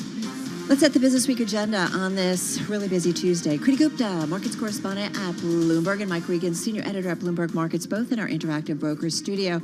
So, Kriti, no surprise. I mean, we're down. We're not coming undone, I don't feel like, because I do feel like there's still some marking time ahead of the Fed meeting and the rest of the news to come. Yeah, there really is. And also, to put this into some perspective here, usually the day before Federal Reserve meetings tend to be negative anyway. So I think there is that part to it as well. I think there is also perhaps a little bit of doom and gloom going into those tech earnings coming off of Walmart, as Tim pointed out at the top of the show. But because Walmart's just like Google and Microsoft, and it's not just like Google, but there are costs. But and Walmart. But last week we got the Snap news that sent shares of those companies lower. Yeah, but it wasn't a macro story. You know, I think Snap Walmart said it was. Okay. Yeah. For the rest of the market, it was not. But Walmart, I think, is a little bit more. But also keep in mind, Walmart is a very specific business. They can't pass on the cost because they're supposed to have low prices to begin with. Right. So they're stuck between a rock and a hard place. So to me, at least the market reaction looks a little bit more perhaps Fed related, a little bit of caution ahead of that. Also, take a look at this. The dollar is stronger once again. Every time the dollar is stronger, stocks fall. There is that inverse correlation that is still there. We'll probably see that in Microsoft earnings today, right? Like Yeah. you look at all these big companies. All right, Mike Regan, what are you watching? Critty brought up the dollar, and No, I you think can't do her story. darn it. Get darn your it. No, you can. You can. But I do think if you look at all the cross-asset signals that were sort of supportive of this rebound since the middle of June, they're not quite there anymore. We do have the dollar rebounding. Oil, it's down a little bit today, but it seems like that correction in oil is over. It seems to be finding some support right around $95 a barrel. And the natural gas market, I think, is going to continue to come into focus, mainly in Europe, but also here in the U.S. Earlier today, that front month natural gas contract was at the highest since 2008. We are up a lot, just like in the last week or week and a half. Yeah. So all the, any sort of sense that inflation had peaked and that maybe the Federal Reserve would be able to take a little bit of give a little bit of a hint of dovishness tomorrow, I think is in question again, given all these issues.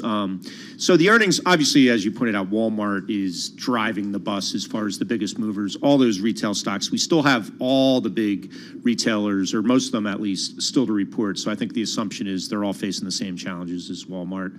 McDonald's is up, but not every company has a dollar menu like McDonald's that people can trade down to. It's still a dollar menu. It's not like a $1.25 right, menu. like those $1.50 hot dogs at Costco. Exactly. I don't know, if Nordstrom or Neiman Marcus, maybe they need a dollar menu but I think that yes, they do. The concern is that not every consumer discretionary company has that sort of safety valve where you can trade down to, which is help prop McDonald's up. Hey, Creedy, come on in here because Carol mentioned that we're going to get into this a bit later in the program, but we have sort of, two different stories being told by companies that are reporting right now. On the one hand, you got Coca-Cola with an absolutely blockbuster quarter. You got, Unilever able to pass on prices, McDonald's, as Mike Regan just mentioned. And then Whirlpool yesterday saying that the long-term demand fundamentals remain strong. Help us thread this needle, make sense of it. Well, look, this is one of the tough things about calling the recession here because there are some indicators that are saying, it's slowing. We have consumer sentiment at extreme lows. We have all these inflation pressures, which, as Walmart pointed out, the margin pressures are still eating their bottom line. But people are still spending. For example, I'm about to go on vacation in 2 weeks, humble brag, and I'm buying my plane tickets. And I hate how much I'm buying my plane tickets. You're buying your plane ticket and you're planning to go in 2 weeks? In 2 weeks, yes. It's okay, killing me. Next time, let's plan a little differently. It's killing me. Okay. Last minute vacation. Expensive. It was expensive. So expensive. Yeah. But am I not going to do it? No. Do I hate that I'm spending the money? Yes. Am I still going to spend it? Yes. So I think that's the question here. Yes, you have sentiment that is low, but people are still spending through it. We saw in GE's aircraft business, right, that there's the demand, and that was really a standout. I mean, but at the same time, Mike, right, Creedy's going to travel, but maybe she won't buy a new pair of shoes. Right. Like you might. Debatable, but yeah. Okay. Right. She's going to buy the Especially shoes. from the Neiman Marcus dollar menu. Exactly. Right. I mean, there is. It's not a one same story across when it comes It's to not. those There's a lot of consumer execution companies. issues within all these companies. Obviously, Target and Walmart have kind of gotten caught on the wrong foot as far as what inventory to stock as everyone starts traveling rather than sprucing up their homes. The one takeaway I have from the earnings season so far is that so far so good in that in aggregate, earnings have beaten estimates by about 4%. They are down year over year, down about 5%, but beating estimates, so not as bad as the worst case scenario where they start missing estimates. But there's still growth. Not at the moment. There's not. Of the companies that reported so far, that earnings are down about 5%. But we have the big energy and commodity. That's where the big engine of growth is to be from the index level. Almost all of those are still ahead of us. So it will flip to growth probably later in the quarter, but it's negative for the moment. How are those margins doing? Well, they're getting squeezed left and right. It seems like So that's the big issue for the McDonald's and Walmarts of the world for sure. You gonna buy those shoes? Maybe. Just not at Walmart, right? Just not at Walmart. I kind of consider that a consumer necessity. Where are you going on vacation? Sicily and Morocco. That is awesome. Isn't that awesome? Oh my God. Well, this is why it's a last minute trip, because my friends are based in Europe where flights are way cheaper because it's closer. And they're like, come join us. And I was like, okay. Strong dollar. Accept it. It's Strong fine. dollar, exactly. All right, Kriti Gupta, Mike Regan, we really appreciate it. That's your market setup on this Tuesday. Let's get a check on the latest world and national news. For that, we go to Wendy Gillette. Hey, Wendy. Good afternoon. The Senate needed 60 votes to advance a bill to subsidize American production of computer chips. 64 senators voted in the affirmative, so the bill is a step closer to a presidential signature. Bloomberg's Irv Chapman reports from Washington. Democratic leader Chuck Schumer urged passage. It will make historic investments to scientific research. It will take direct aim at our nation's chip crisis. It is one of the most consequential bipartisan achievements of this Congress. Senator John Cornyn expressed support, but did not speak for all Republicans. Chips underpin virtually all the technology that keeps us safe at home and protects our troops around the world. Microprocessors underpin literally everything that has an off and on switch. President Biden has been appearing with technology industry leaders to press for the bill. In Washington, Irv Chapman, Bloomberg Radio. The nation's rail network is getting a big boost to give disabled riders better access. Bloomberg's Nathan Hager is in Washington. The Biden administration has announced a $1.75 billion program to retrofit subway and rail stations with elevators and ramps. The money will come from the bipartisan infrastructure law. The Transportation Department timed this announcement to the 32nd anniversary of the Americans with Disabilities Act. The Bureau of Transportation Statistics says more than 25 million people have a travel-limiting disability, and more than 900 legacy transit stations still aren't accessible for them. In Washington, I'm Nathan Hager, Bloomberg Radio. The actor who played Wally Cleaver on TV's Leave It to Beaver has died. Tony Dow was 77. Global news 24 hours a day, on air and on Bloomberg Quick Take, powered by more than 2,700 journalists and analysts in more than 120 countries. I'm Wendy Gillette. This is Bloomberg. All right, Wendy, thank you so much. Carol Masser, Tim Stenovic, live in our Bloomberg Interactive Brokers studio. A headline just crossing the Bloomberg, and this is coming from Dow Jones Wall Street Journal. Credit Suisse Group is set to announce the departure of its CEO, Thomas Gottstein. This is according to people familiar with the bank, part of an effort to turn around the Swiss bank's struggling fortunes. It's been struggling for some time. It has, and you know what's so interesting, Carol, is among the most read on the Bloomberg terminal this afternoon is a retention pay plan to stead the tide of defections from Credit Suisse. Not stemming this defection. It's not. So the Swiss bank that lost dozens of key deal makers last year is once again offering lucrative retention payments to prevent senior talent from leaving. Yeah, bank offering multi-year guarantees to keep some managing directors within its investment banking and capital markets group, according to people with knowledge of the matter. In at least one instance, the Zurich-based lender agreed to award a senior U.S. financial sponsors banker a compensation package worth roughly $10 million or more, split across 2 years after he received a competing offer, said those people who asked not to be identified, discussing compensation. When it comes to the investment banking space, we talk about it ad nauseum, right? That relationships are so key, because you do a deal, then maybe you do an IPO, or you do another deal, or you do a breakup, or you do what have you, and that's how you continue to see that revenue growth with the investment banking space. And it's a space that's getting challenged in what's been an unpredictable, volatile, challenging environment. It has. So is it a sign to you that people are jumping around from job to job? They're leaving jobs, essentially saying, okay, well, I can get a competing offer from somewhere else that's better or as good, and I'll be happier there. Is that a sign that the economy is still good? Tim, yeah, I guess Wait, so. what were you going to say? I was going to say, Tim, this is ABC Network, not ABC like ABC. Okay, this is XYZ Network, and we're going to pay you $10 million a year over the next 2 years. Yeah. And I'm going to say, do you guys have snacks as good as the snacks I get here? Okay, well, probably they don't. Yeah. But anyway, I just think it's still competitive, and especially in this space. Do I get to work with Carol? It also, no, you will not, see? And that's just invaluable. The other thing is, I think there are some banks that look more attractive maybe than others. Yeah, I mean, And are struggling. certainly having that on your resume, right? That's a big part of it. All right. Hey, listen, we're going to talk about the market. So much going on in this week in July. We'll get to that in just a moment. I'm Bloomberg.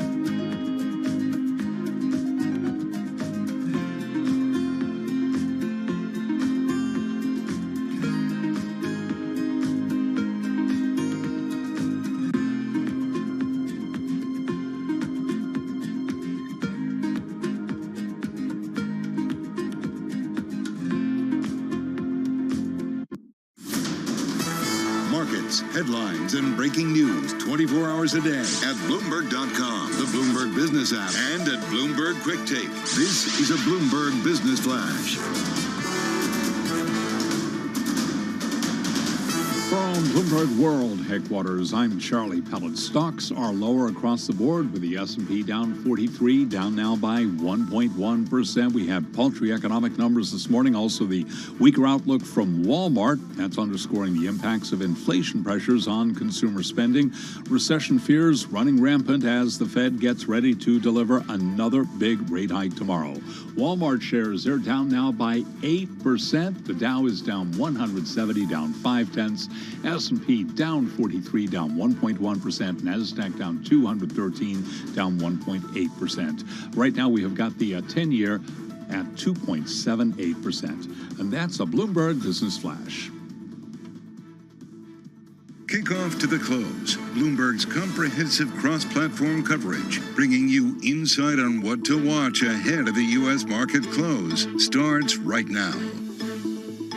And welcome to the kickoff to the close on this Tuesday. Carol Massar, along with my co-host Tim Stanovic, we welcome our TV colleagues Carolyn Hyde, Katie Greifeld, and Gina Martin-Adams to walk our audiences on TV, radio, and YouTube, the key things that they need to keep on their mind. And Caroline, I feel like there's a theme in terms of cuts from Walmart in terms of their forecast, cuts to the IMF when it comes to global growth, and then Europe continuing to see pressures and cuts when it comes to energy access. And cuts to jobs that I know we'll be digging into as well. But then on the flip side, some positive nature coming from McDonald's, from Coca-Cola. We're still buying our staples, it would seem, if you do indeed call fast food that. I'm looking at S&P looking to move fast forwarded to the downside. We're off by 46 points now, more than a percentage point lower. Dow Jones Industrial Average actually outperforming, but look, it's still off by 0.6%. The NASDAQ is, though, where the big pain trade is today, off by 1.9% ahead of those key tech earnings. And the Russell 2000 also underwater by 0.5%. There's only a little bit of volume in the Dow. Generally, volumes are off on the other benchmarks.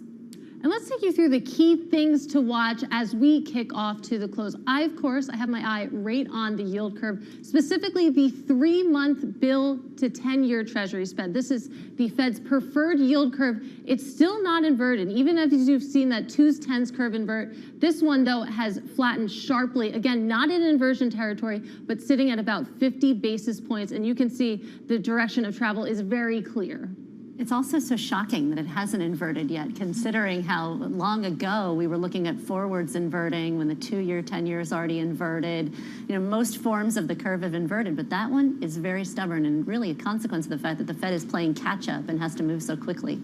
Okay, we're watching the curves, but also watching retailers here. That's what I got my eye on, dragging down retailers because of the news from Walmart, of course, that we got yesterday. We got Amazon, we got Target, we got the dollar stores down too. Then this morning, Shopify comes out and said it's cutting 10% of its workforce. That's about 1,000 jobs after it bet to expand rapidly after the pandemic didn't pay off.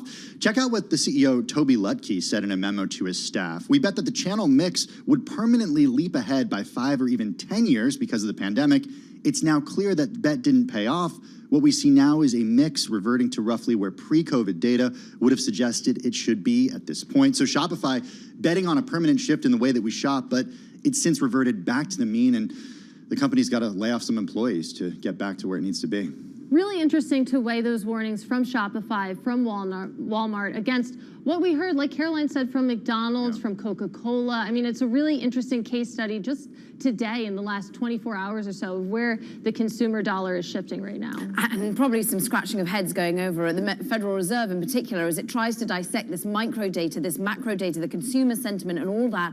But I'm also looking at what's happening for the Fed in terms of inflation pressures, because I'm afraid they're back front and center for me when you're looking across the pond, when you're looking at European gas prices. They're spiking to the tune of about 13, 14% over in Europe, of about more than 10% in the UK, as once again we worry about Russia, Ukraine. We worry about the flows coming from Russia over to Europe, and indeed, well, supposed turbines that need maintenance over in the Nord Stream. But all of this is once again so pertinent to a global supply chain that is having issues and a global inflationary story that the Fed has to contend with, Tim. Yeah, it shows that the inflation story is not just one here in the U.S., but the concern specifically for Europe is what happens this winter, Carol, when the temperatures drop and they need to heat those homes across the continent. Yeah, this is a big macro story of our time in terms of these global energy prices. Caroline, though, really focusing on what's happening in Europe, and that is something that certainly caught the attention of the IMF IMF, which cut its global GDP outlook a third time this year because of inflation rates jumping,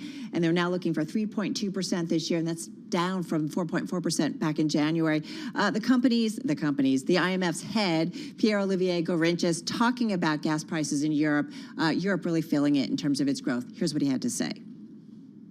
We forecast that the growth in the euro area is going to slow down to 1.2% next year in 2023. But we highlight that in case there would be a full shutdown of Russian gas flows to Europe, the downgrade could be much more severe by another 0.8 to about 2 percentage point downgrade in terms of the economic activity for the area.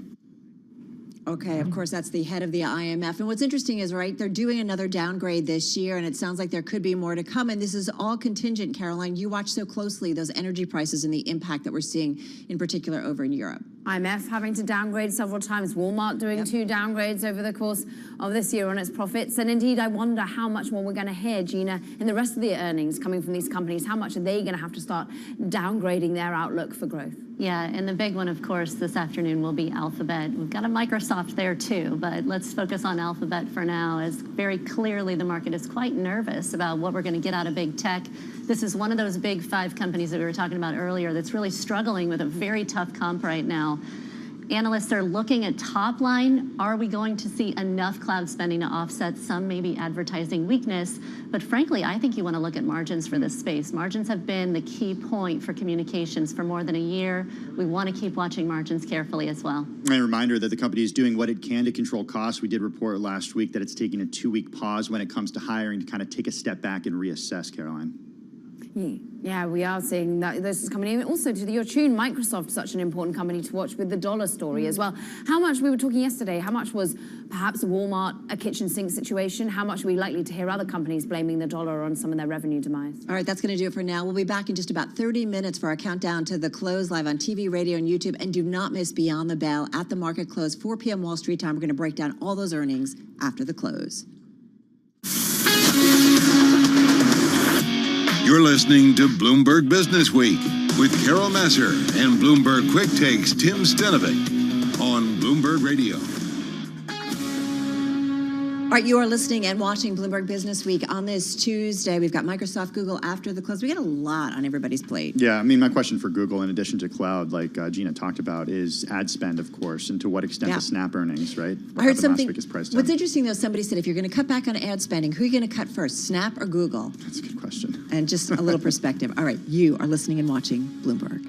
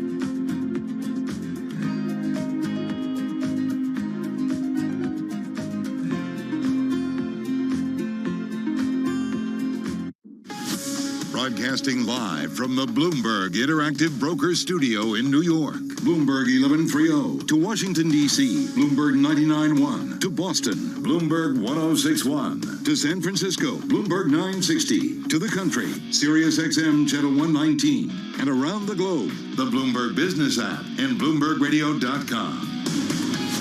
This is Bloomberg Business Week. This is Bloomberg Business Week, and coming up, we're going to get to the Bloomberg Big Take. Yeah, Jenny Serrani is going to join us. Get this out. Check this out, Carol. Customers who pay overdraft fees are responsible for over half the profits from mass market consumer checking accounts at the biggest U.S. lenders. It's amazing. It's a lot of money. It's a story, too, that took about 2 years to put together, so we're going to get into it with our own Jenny Serrani in just a minute. First up, though, Charlie Pella, we got less than 90 minutes to go. Indeed, we got stocks lower across the board, Tim. The Dow, the S&P, NASDAQ, all in the red. Stocks lower after paltry economic numbers and a weaker outlook from Walmart underscored the impacts of inflation pressures on consumer spending. Also, that two-day Fed meeting now underway with recession fears running rampant. S&P now down 50, a drop of 1.3%. The Dow down 224, down by 0.7%. NASDAQ is down 237. That is a drop of 2%. 10 years up 230 seconds. The 10-year yield 2.78%. Spot gold down 0.1%, 17.17 the ounce, and West Texas Intermediate crude down 1.8%, 95 even a barrel on WTI. American consumer confidence declined in July to the lowest since February 2021 on dimmer views of the economy amid persistent inflation. The Conference Board's index decreased to 95.7 from a downwardly revised 98.4 reading in June. Lynn Franco is Director of Economic Indicators at the Conference Board. Well, we're still seeing consumers voicing a lot of concerns about inflation, and we're also beginning to see the impact of increasing interest rates. The percent of consumers who said they want to purchase an auto or a home really dipped, so we expect that to continue cooling over the next couple of months as well.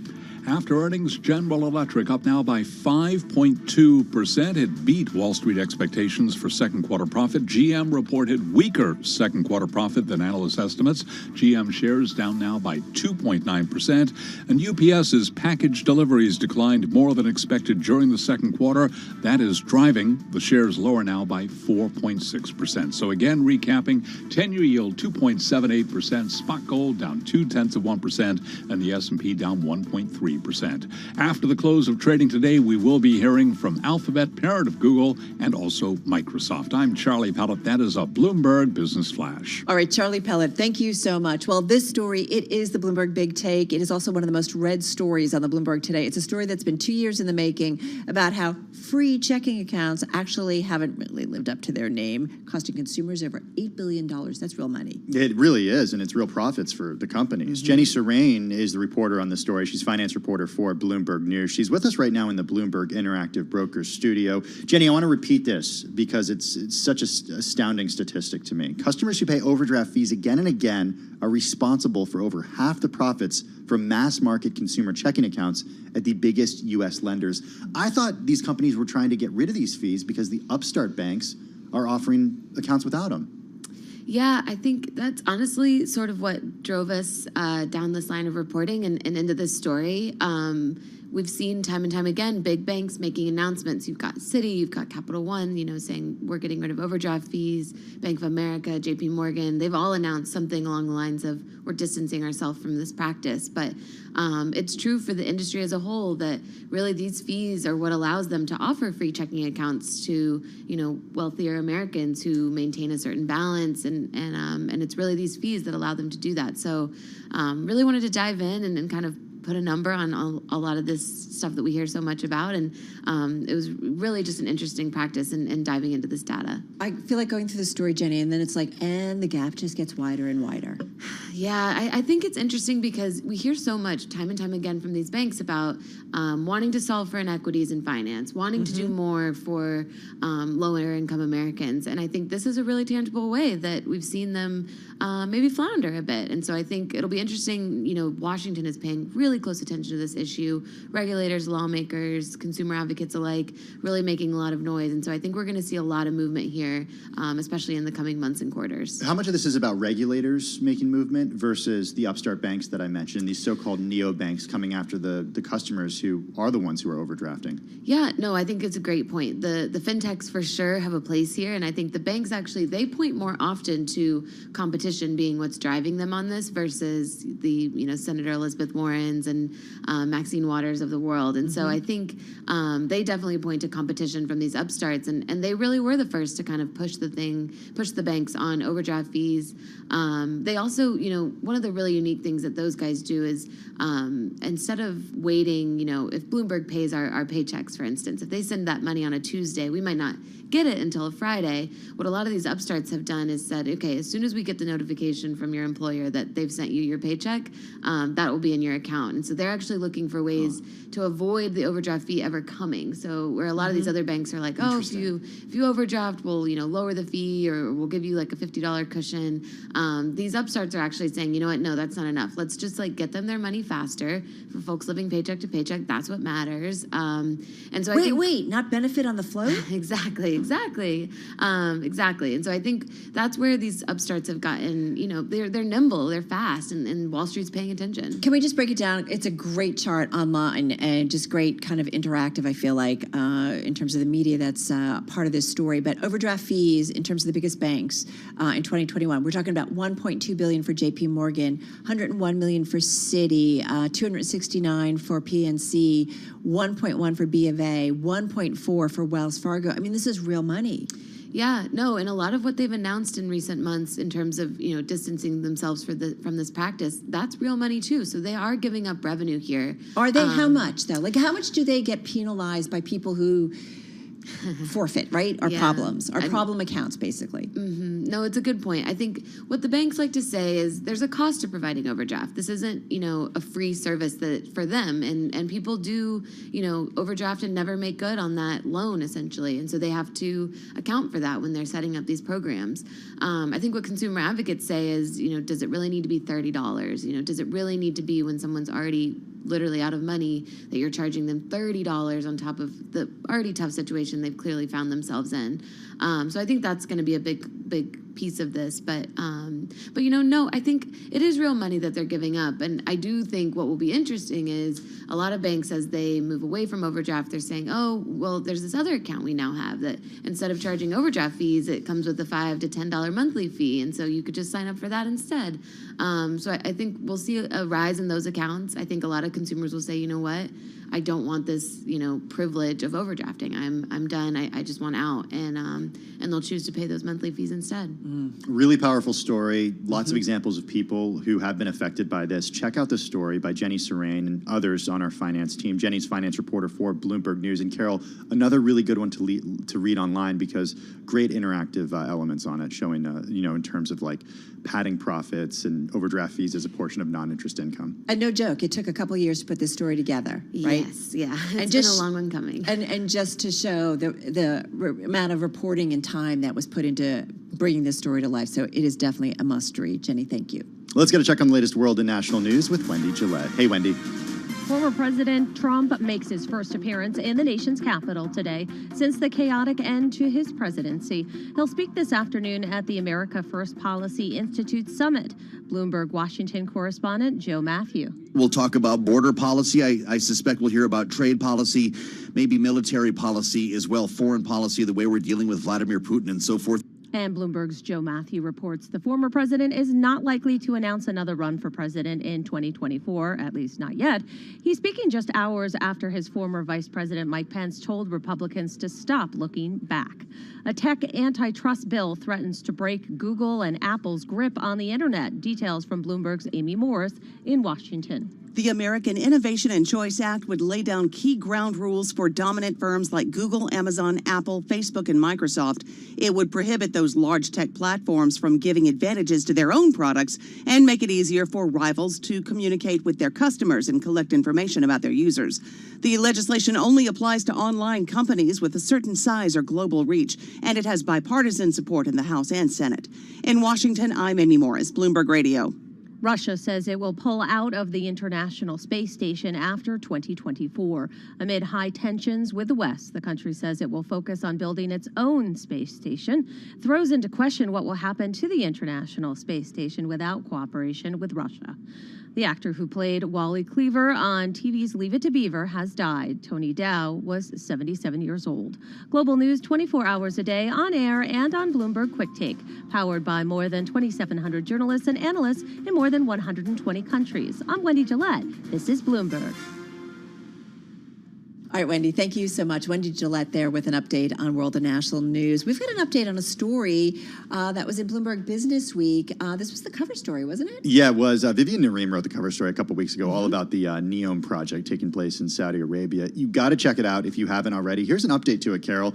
Saudi Arabia is set to set aside about $80 billion for an investment fund tied to the Crown Prince's flagship mega project. It's NEOM, planning an IPO of the project on the kingdom's stock market as soon as 2024. So they need some money to help out with this? Is this what they're saying? I guess. So, okay. They've got plenty of money. That 80 billion is 300 billion reals, and it could expand to 400 billion. Crown Prince Mohammed bin Salman telling reporters in Jeddah it will invest in companies that agree to operate at NEOM, which is a new region planned in Saudi Arabia's northwestern corner. If you have not read the Bloomberg Business Week story, I have to tell you, it's an incredible read.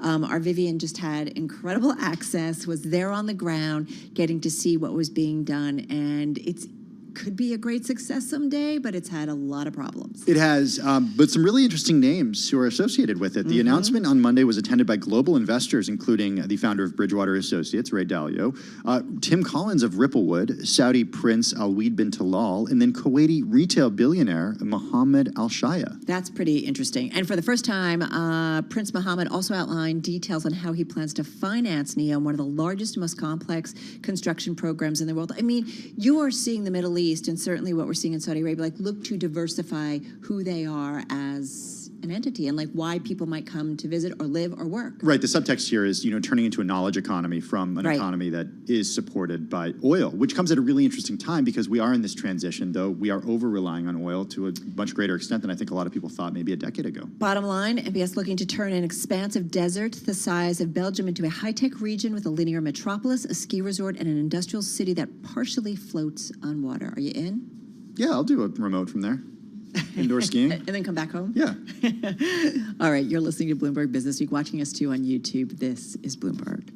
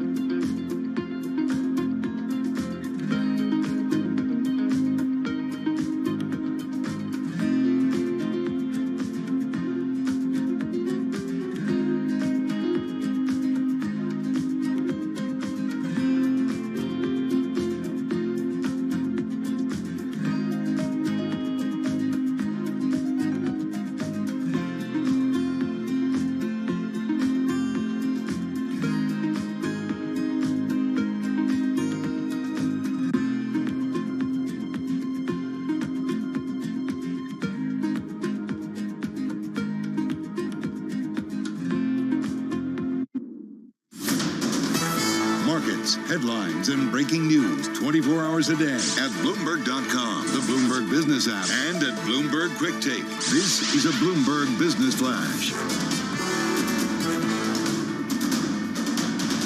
From Bloomberg World Headquarters, I'm Charlie Pellet. We've got the Dow, the S&P, NASDAQ all in the red. Slight bounce off the bottom, but we are very close to session lows. A 1.3% drop right now in the S&P, down 50 points at 39.16. The Dow is off by 233 points, down 0.7%.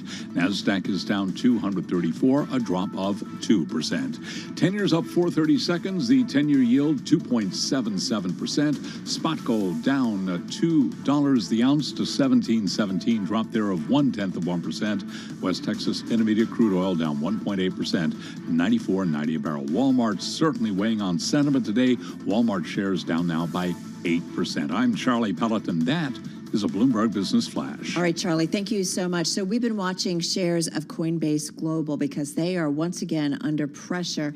In today's session alone, we're looking at the stock down right now 19%. So we're talking about, I think, an 80% or 80% plus decline this year. Company facing a U.S. probe into whether it improperly let Americans trade digital assets that should have been registered as securities, according to those, I think it's like about 3 people familiar with the matter. Yeah, Max Chafkin is a columnist for Bloomberg Business Week. He's also the author of the book, The Contrarian, Peter Thiel in Silicon Valley's Pursuit of Power. He joins us right now on the phone from Queens. Max has got a great column. You can read it on the Bloomberg and at Bloomberg.com/businessweek, all about what Coinbase has been doing when it comes to these, so-called, I want to call them S coins, okay? That's what I'm going to call them, Carol. Max, take us back to September of 2020. You don't want to say rhymes with? No, I'm not going to do that. Okay. A lot of people, I think, who don't necessarily play in the crypto space would recognize